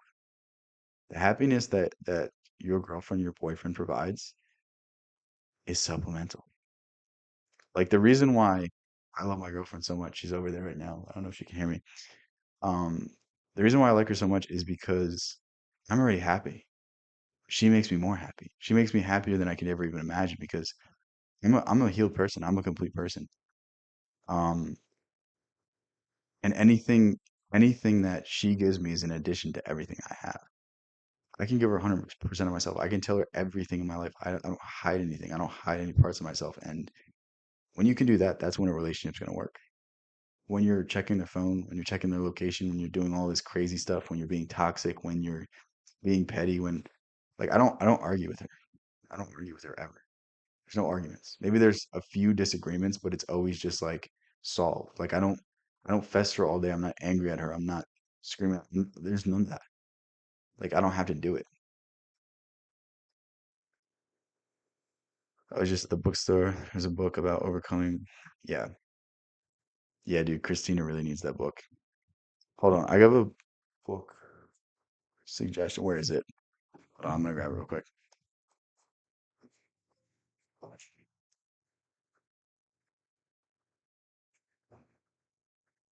talking about it there. Christina, you should read this book. This book's going to teach you everything you need to know about relationships. It's talking about relationships not from like, oh, this is how you pick up girls, this is how you do this. It talks more about the self. It talks more about fixing yourself first so that you can be 100% healed. How long have you been together? Like almost 2 months now. I mean, like, dude, this is literally the only healthy relationship I've ever been in. All the other ones, all the other ones, I can't even blame the other person. I have to blame myself because it was like I was treating these people like the past experience I'd had. I was treating these people like the heartbreak, like the relationship I saw with my parents growing up, like the relationships I observed on TV, and like that's not fair. Like the people that have hurt you aren't the people you're dealing with today. The people you're dealing with today are maybe they have the same characteristics, maybe they have the same traits, but like you have to give them the benefit of the doubt.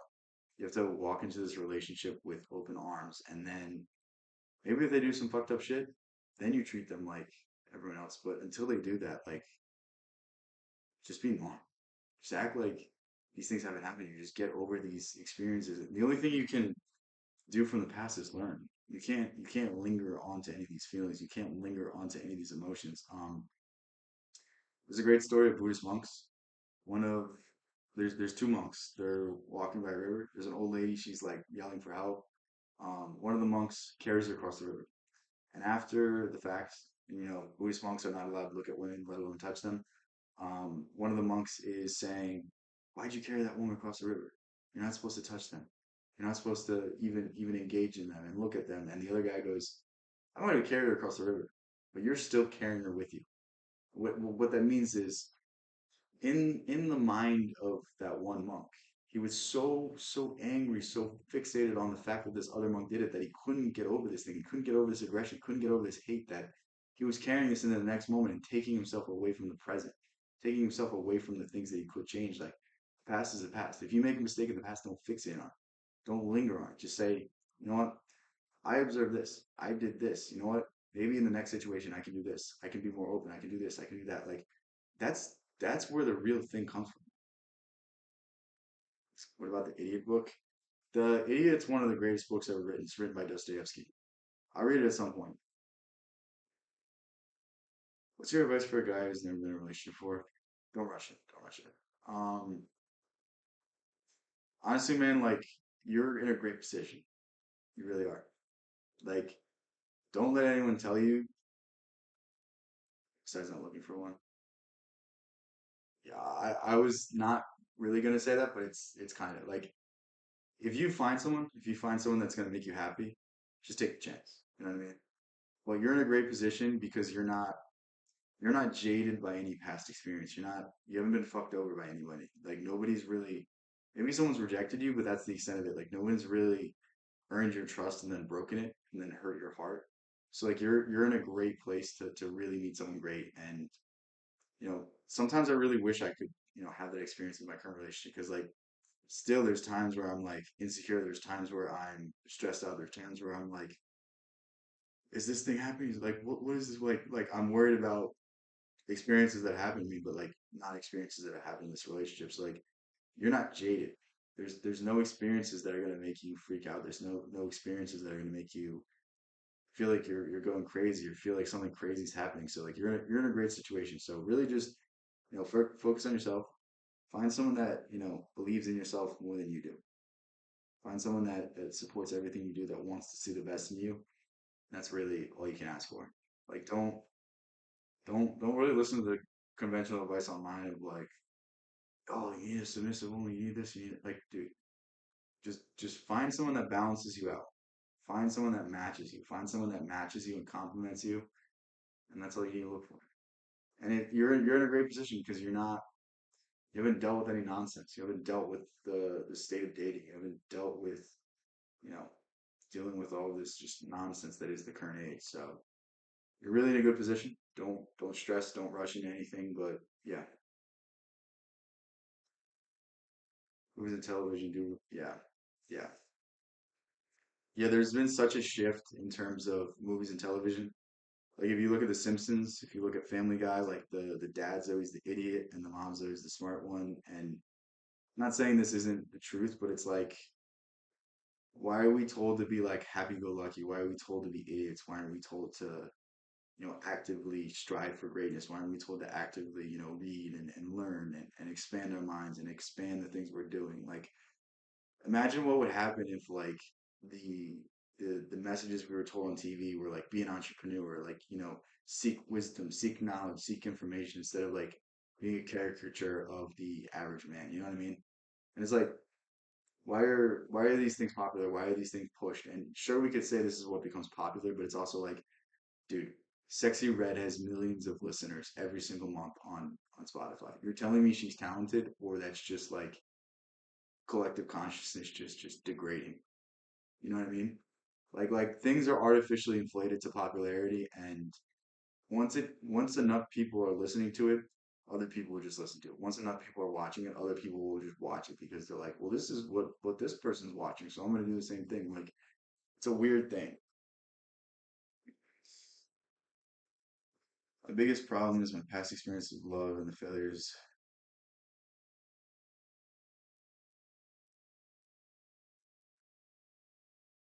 Yeah, yeah. Don't worry about, again, it's the same thing of what I was saying to other people, like Christina. Like, don't worry about what other people have done to you. Just open yourself up for a new experience. Open yourself up for a new lesson. Like, the moment you start to look at the other gender in a lens of this person ain't shit, this person's gonna hurt me, I can't trust this person, is the moment that person's gonna break your trust.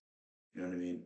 Like, always give the benefit of the doubt and be wrong later, then, you know, close yourself off to all these things. Like, I have a friend that he, not to shade him, but like he just has like such a weird approach to things. Like he's really skeptical of people. He's really not standoffish, but like really just almost like he's not willing to give people the benefit of the doubt. And I don't think it's gonna be good for him in the long run. I think if he was um, more free, more open, more agreeable, I think he'd find someone a lot quicker. But again, it's I don't know if he's really looking for that. So again, it's like, don't feel the need to search out someone. Don't feel the need to be in a relationship because your friends are. Don't feel the need to be in a relationship because your family's telling you to get married. Like, just do what's gonna make you happy. Make the best decision for yourself. And you know when you get into the situation that your life is set up, that's when the first is gonna fall in your lap. Like, when have you ever heard of someone forcing a relationship or that relationship working out?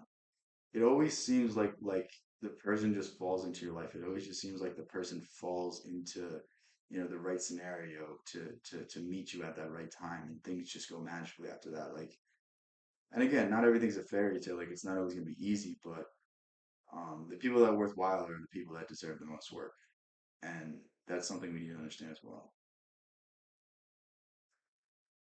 Like, you shouldn't like wanna you shouldn't have to become better because someone's forcing you to. You should want to become better because someone inspires you to be. Like, my girlfriend inspires me to be better every day.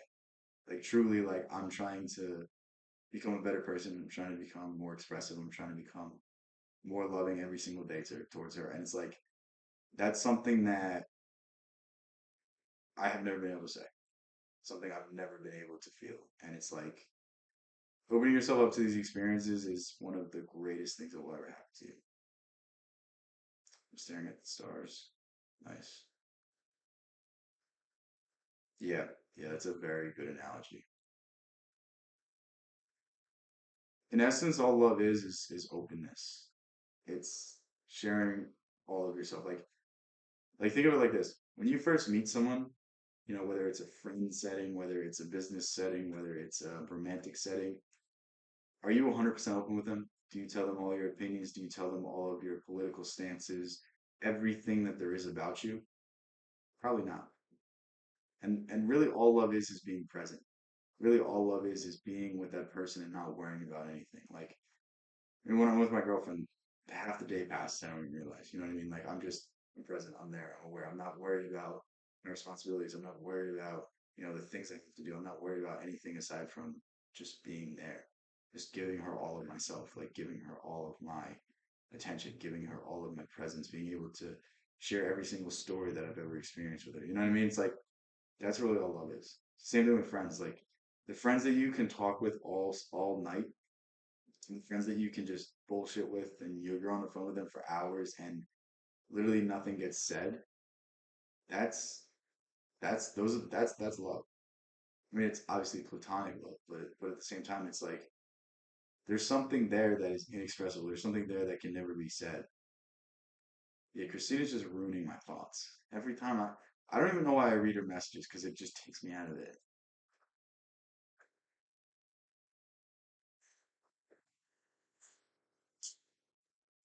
But yeah, I genuinely have no words for Christina's input. It's just like always just nonsense. But yeah, do you guys want to go back to reacting or just keep talking about the stuff? What are we on for? At the level of unconscious understanding. Yeah, yeah, exactly. Yeah, yeah, I agree with that. The Proverbs has a lot of great wisdom in it. I mean, obviously, it's like the advice section of the Bible. Did I just? No, okay, I'm still alive. I thought I just ended my stream by accidentally refreshing. But I'm good.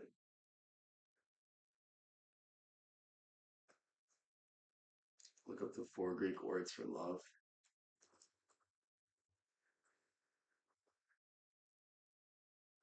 Storage, bond of empathy or familiar love. Philia, bond of friendship or affectionate love. Eros, romantic love. Physical or sexual desire. Agape, unconditional love or God love. It's pretty good.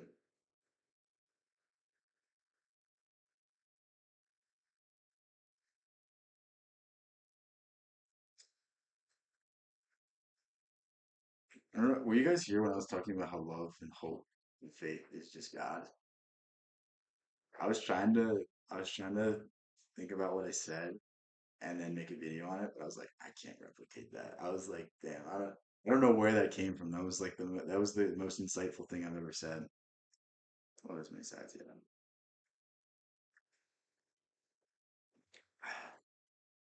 I'm gonna go to that.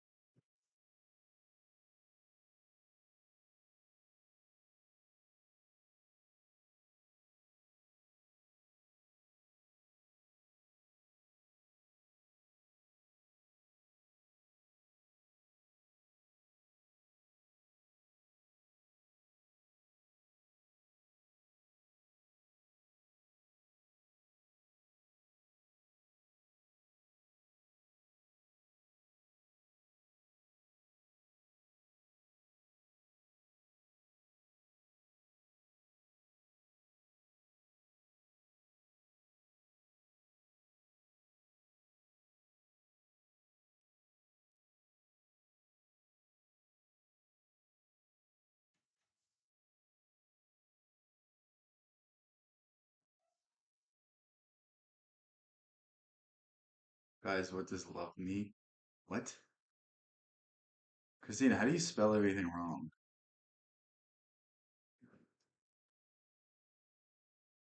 No, I was trying to think like because if I can't think of the ideas before, like it wasn't even flowing when I was thinking about it, there's no way I was gonna be able to turn on the camera and say it. I would have to watch back what I said.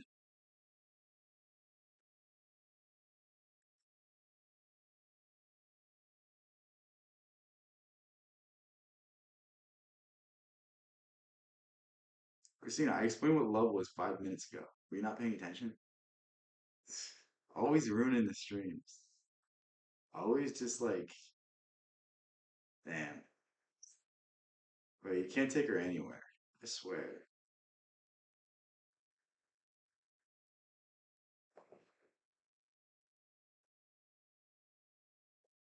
it's just always just nonsense. Always nonsense. Should we watch the MMA Guru? Guys, who do you think wins tonight? John Jones or Stipe? I hope John Jones loses so bad. I think the worst type of MMA fan is the John Jones edit fans.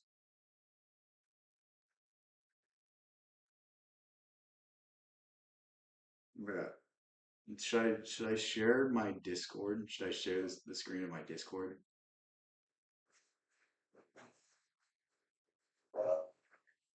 Oh, bro, she's like the other day she's talking about cheese sticks in my Discord, like with nothing behind it. I was just like, why am I waking up to Christina talking about cheese sticks?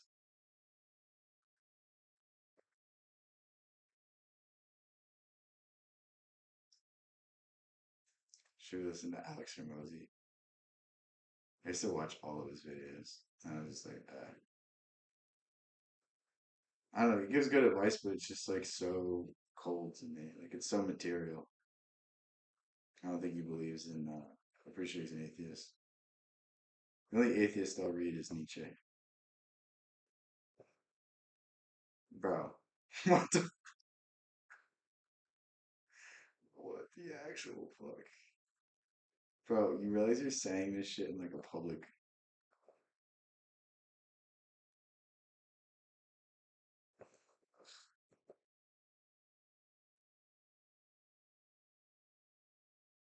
Christina, I can't. Like I just don't like. I just don't know what to say.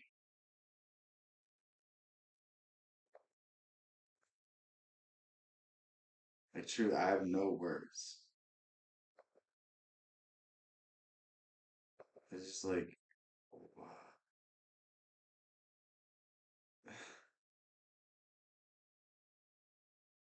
yeah. I feel like he mean we can watch. He has some good advice, but it's just like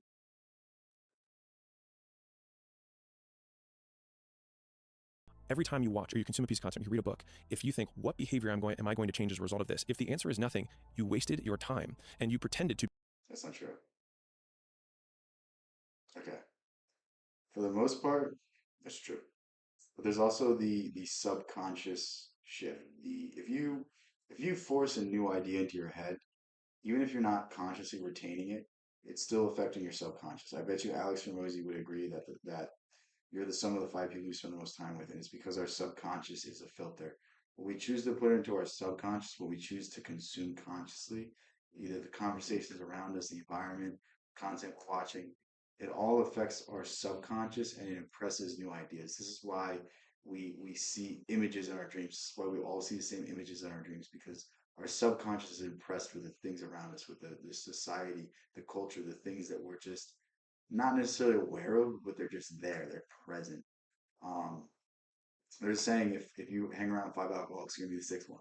Like this is in essence what he's saying, but it's fundamentally wrong for that sake. But overall, he's sort of right, but he's also sort of wrong. On a grand scale, it will affect your subconscious, but it's just impressing it enough to the fact to change your ideas. Like I'm going to tell you here, whatever I retain from the books I read are not as important as the subconscious and the subliminal message that I'm impressing my mind with. That's the complete truth.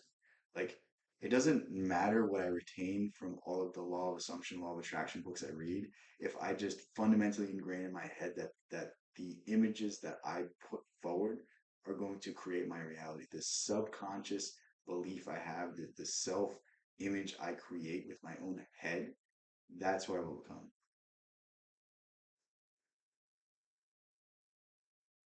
Don't listen to Joey Diaz. Why? That's why we live in the bubble. Download. Yeah. Why is that my fault? To be learning, but you were really entertaining yourself. If you see that you have an empty calendar, most people assume that if someone asks you for that time, it's therefore theirs. And it's only not theirs when someone else has claimed it, which means that your time only belongs to other people. And then Yeah, don't to what he does. Or what regard You're are you talking surprised by the fact that your investment of time has yielded nothing for you when you've given the only and most valuable asset that you have to everyone else, who often give a very poor return on it for you. And so in the beginning, if you don't have money, the only thing you have is time. And so that is the only thing it's the only currency you can spend to improve yourself or get closer to your goals. And so if that's the one currency you have, then why on earth would you give it away? I need you to understand that Warren Buffett would pay any amount of money to have your age, to have your body, to be able to live that much longer. Like we oftentimes think we're so poor. Maybe you're poor materially, but you're rich in terms of time. You're rich in terms of your ability to still direct your life. So don't ever sell yourself short, and don't ever sell yourself away from the power that you have. Like, dude, the person I was 3 years ago is not the person you see today. The person that you hear talking was not existent. I'm a completely different person. I'm a completely transformed person. The ideas and the concepts that I can explain are way beyond what I used to be able to do. Yeah, I was reading that and I'm like, what? I don't know what that means. But like Alex Hormozy has an interesting philosophy of life, but it's so rigid.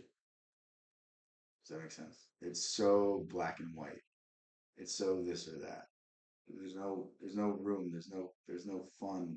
There's no color. Maybe I'm perceiving him wrong, but that's what it seems to me to be. Maybe he's a completely different person off camera, but it just seems so granular. It just seems so straightforward. It's 3 a.m. for you, damn. It's only 9 The here. life that I'm living today is a result of the work that I did 6 and 12 months ago. And so if you were to look at my calendar 6 and 12 months ago, then you might extrapolate out to what I'm doing today. But just like people want the immediate reward, they also see their current condition as a result of Yeah, congrats on the new apartment.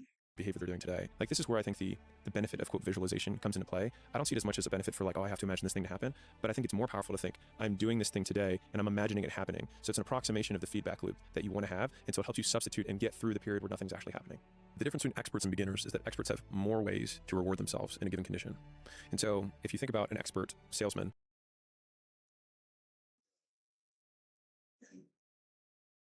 Tina, what is your life?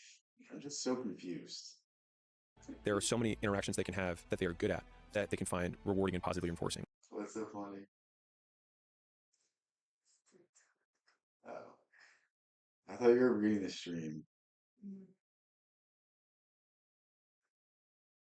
I think he's fulfilled. I just think, look, there's not one solution for anybody. What I suggest should not be followed 1,000% to the T. What I suggest is just what I did. And that doesn't mean I'm 100% right. That means I'm 100% right for me. That doesn't mean I'm 100% right for you. But I don't think he's necessarily open to the idea that there's different. No, we don't want We don't want a Christina podcast. We don't want that.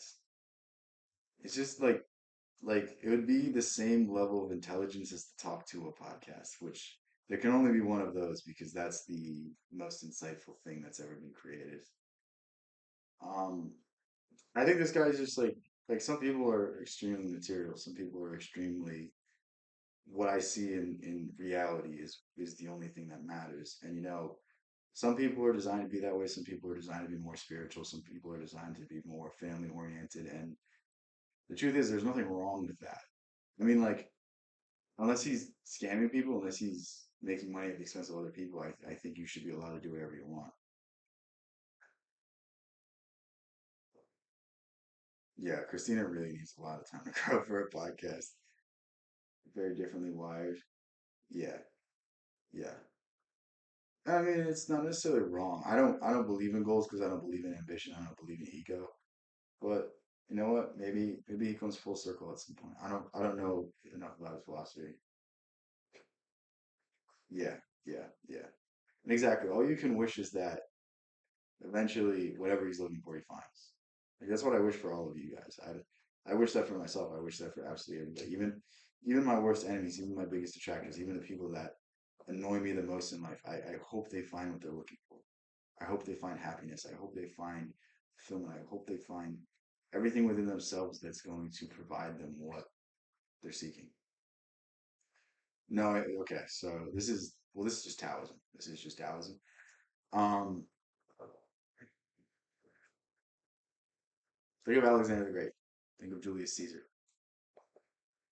The the thing that brought them the success in this world is also the thing that led to their death. So we need to understand that ambition, ego, goals, all they do is forego happiness for a future state. Ambition just means that you're chasing something that you don't have. If you're chasing something that you don't have, you can't be happy until you have it. But the moment that you have whatever it is that you're looking for, it's the moment that you want something more. So ambition is really a false narrative. Ambition is really a false trap. It's forcing you into something that isn't you. It's taking you away from yourself, and it's really just putting your faith, putting your purpose behind something that doesn't mean anything. Like whatever amount of money you're going to make will be pissed away in a few generations. You realize that Cornelius Vanderbilt was one of the richest men who ever lived, and all of his fortune has been pissed away by his family within 2, 3 generations. Like it doesn't matter how much money you make, eventually it will disappear. It doesn't matter the legacy you leave because very few people know anything about Andrew Carnegie. Very few people know anything about Julius Caesar, Alexander the Great, Napoleon. Very few people know anything about anything. And if they don't know anything about these titans of history, these significant individuals, why do you think you're going to be remembered? So all ambition is doing is foregoing your happiness for some arbitrary accomplishment that's going to fade one day. And I think it's really something you have to evaluate. I think I'm not saying that it's not good to aim forward. It's not good to test yourself and become all you can be, but putting set goals, saying that I won't be happy until I get this is a surefire way to not be happy. It's a surefire way to never be fulfilled. How do you disagree with what I'm saying? Ambition is the root of all evil. Comparison is the thief of all joy. At a certain time, like whatever success that you're aiming for, it's not gonna give you the sense of self that's gonna make you happy. It's not gonna give you the purpose. It's not gonna give you the fulfillment. No matter what you do, it's not gonna bring joy. You're gonna want something else. There's always gonna be something new. Like ambition is the death of all great men. Every great man eventually fails for the same thing that got them to that pedestal.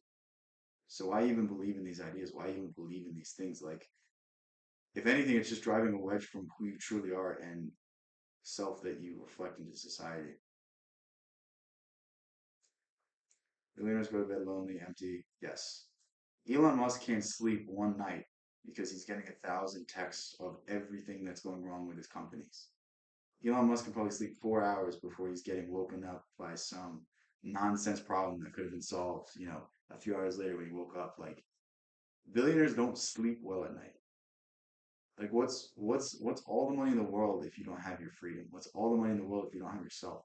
What's all the money in the world if you can't spend day in, day out with your child? What's all the money in the world? What's all the accomplishments if you don't have loved ones to share these accomplishments with? It's it's just so dumb.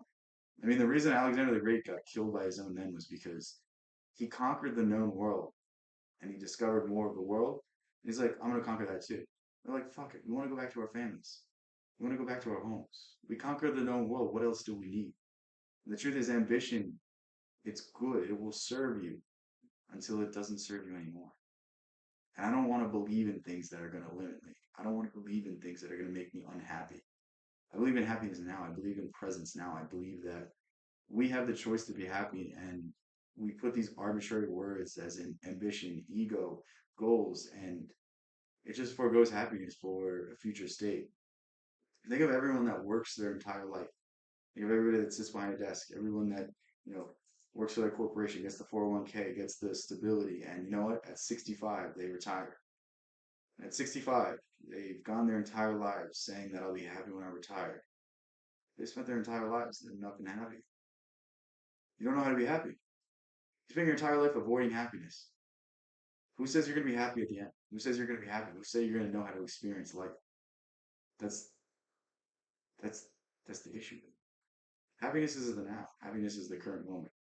You can't extend happiness to the future because if you extend happiness to the future, it will never come.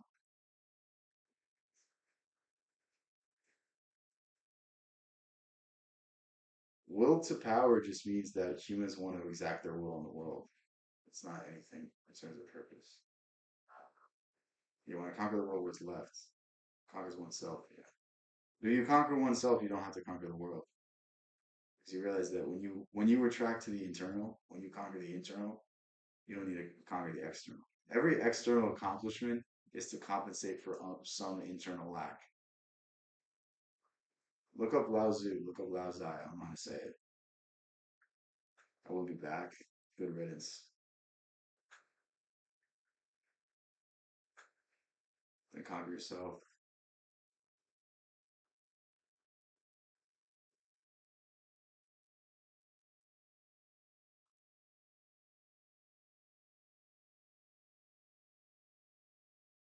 I mean, it's also like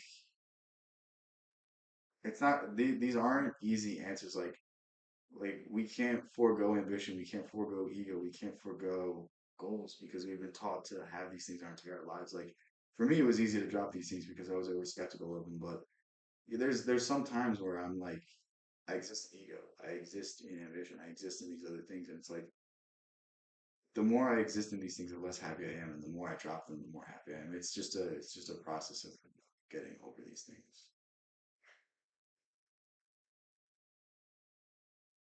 Hypnotic, stop ruining my point. Fine, Julius Caesar. What killed Julius Caesar? Julius Caesar was dictator, and he tried to make himself dictator for life, and he got killed. His ambition. He had all the money in the world. He was the greatest general in the world, but he wanted more. You know what I mean? He overthrew the entire Roman government for the sake of his own power.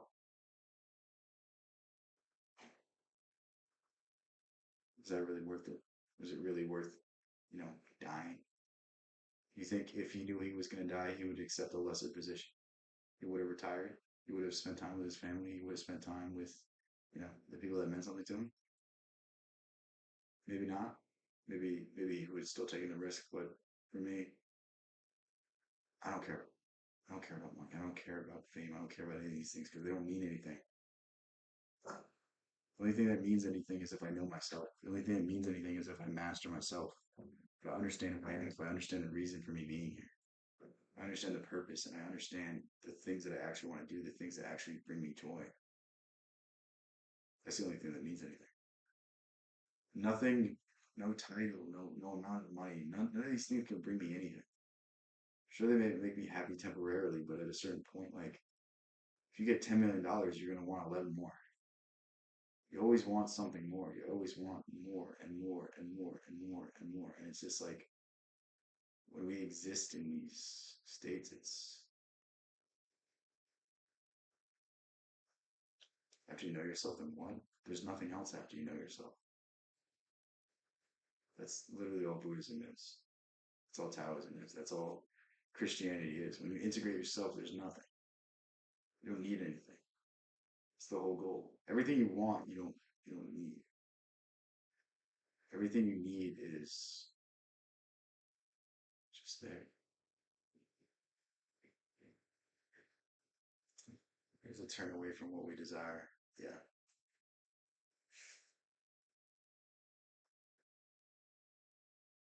They just say you reach the point that that's it. When you get to the point where you know yourself, you don't need anything. It's a state of enlightenment. It's a state where you don't have any desires. It's a state where there's nothing except the present moment. That's all it is. So,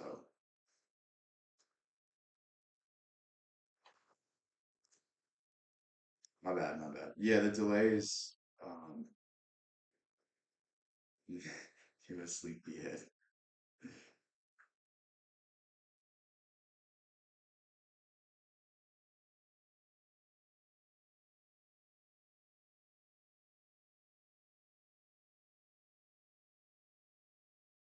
Yeah, you guys want to talk about anything else? I'm not sure how much longer I'm going to stay on. So my girlfriend's just watching over there. She's probably bored. But if you guys want to talk about anything real quick. Yeah, it's always hard when you're tired. Brain doesn't flow. Sometimes when you get really, really tired, you have really good ideas.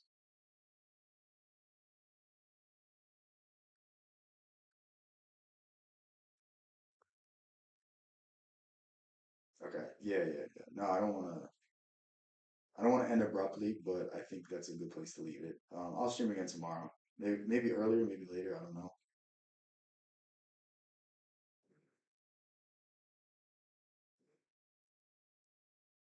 What does you think about what I'm talking to? Thanks, guys. It's always cool. It's always cool to see the compliments live because it's one thing to get a comment and it's like, oh wow, this is a great video, but it's another thing to see them live.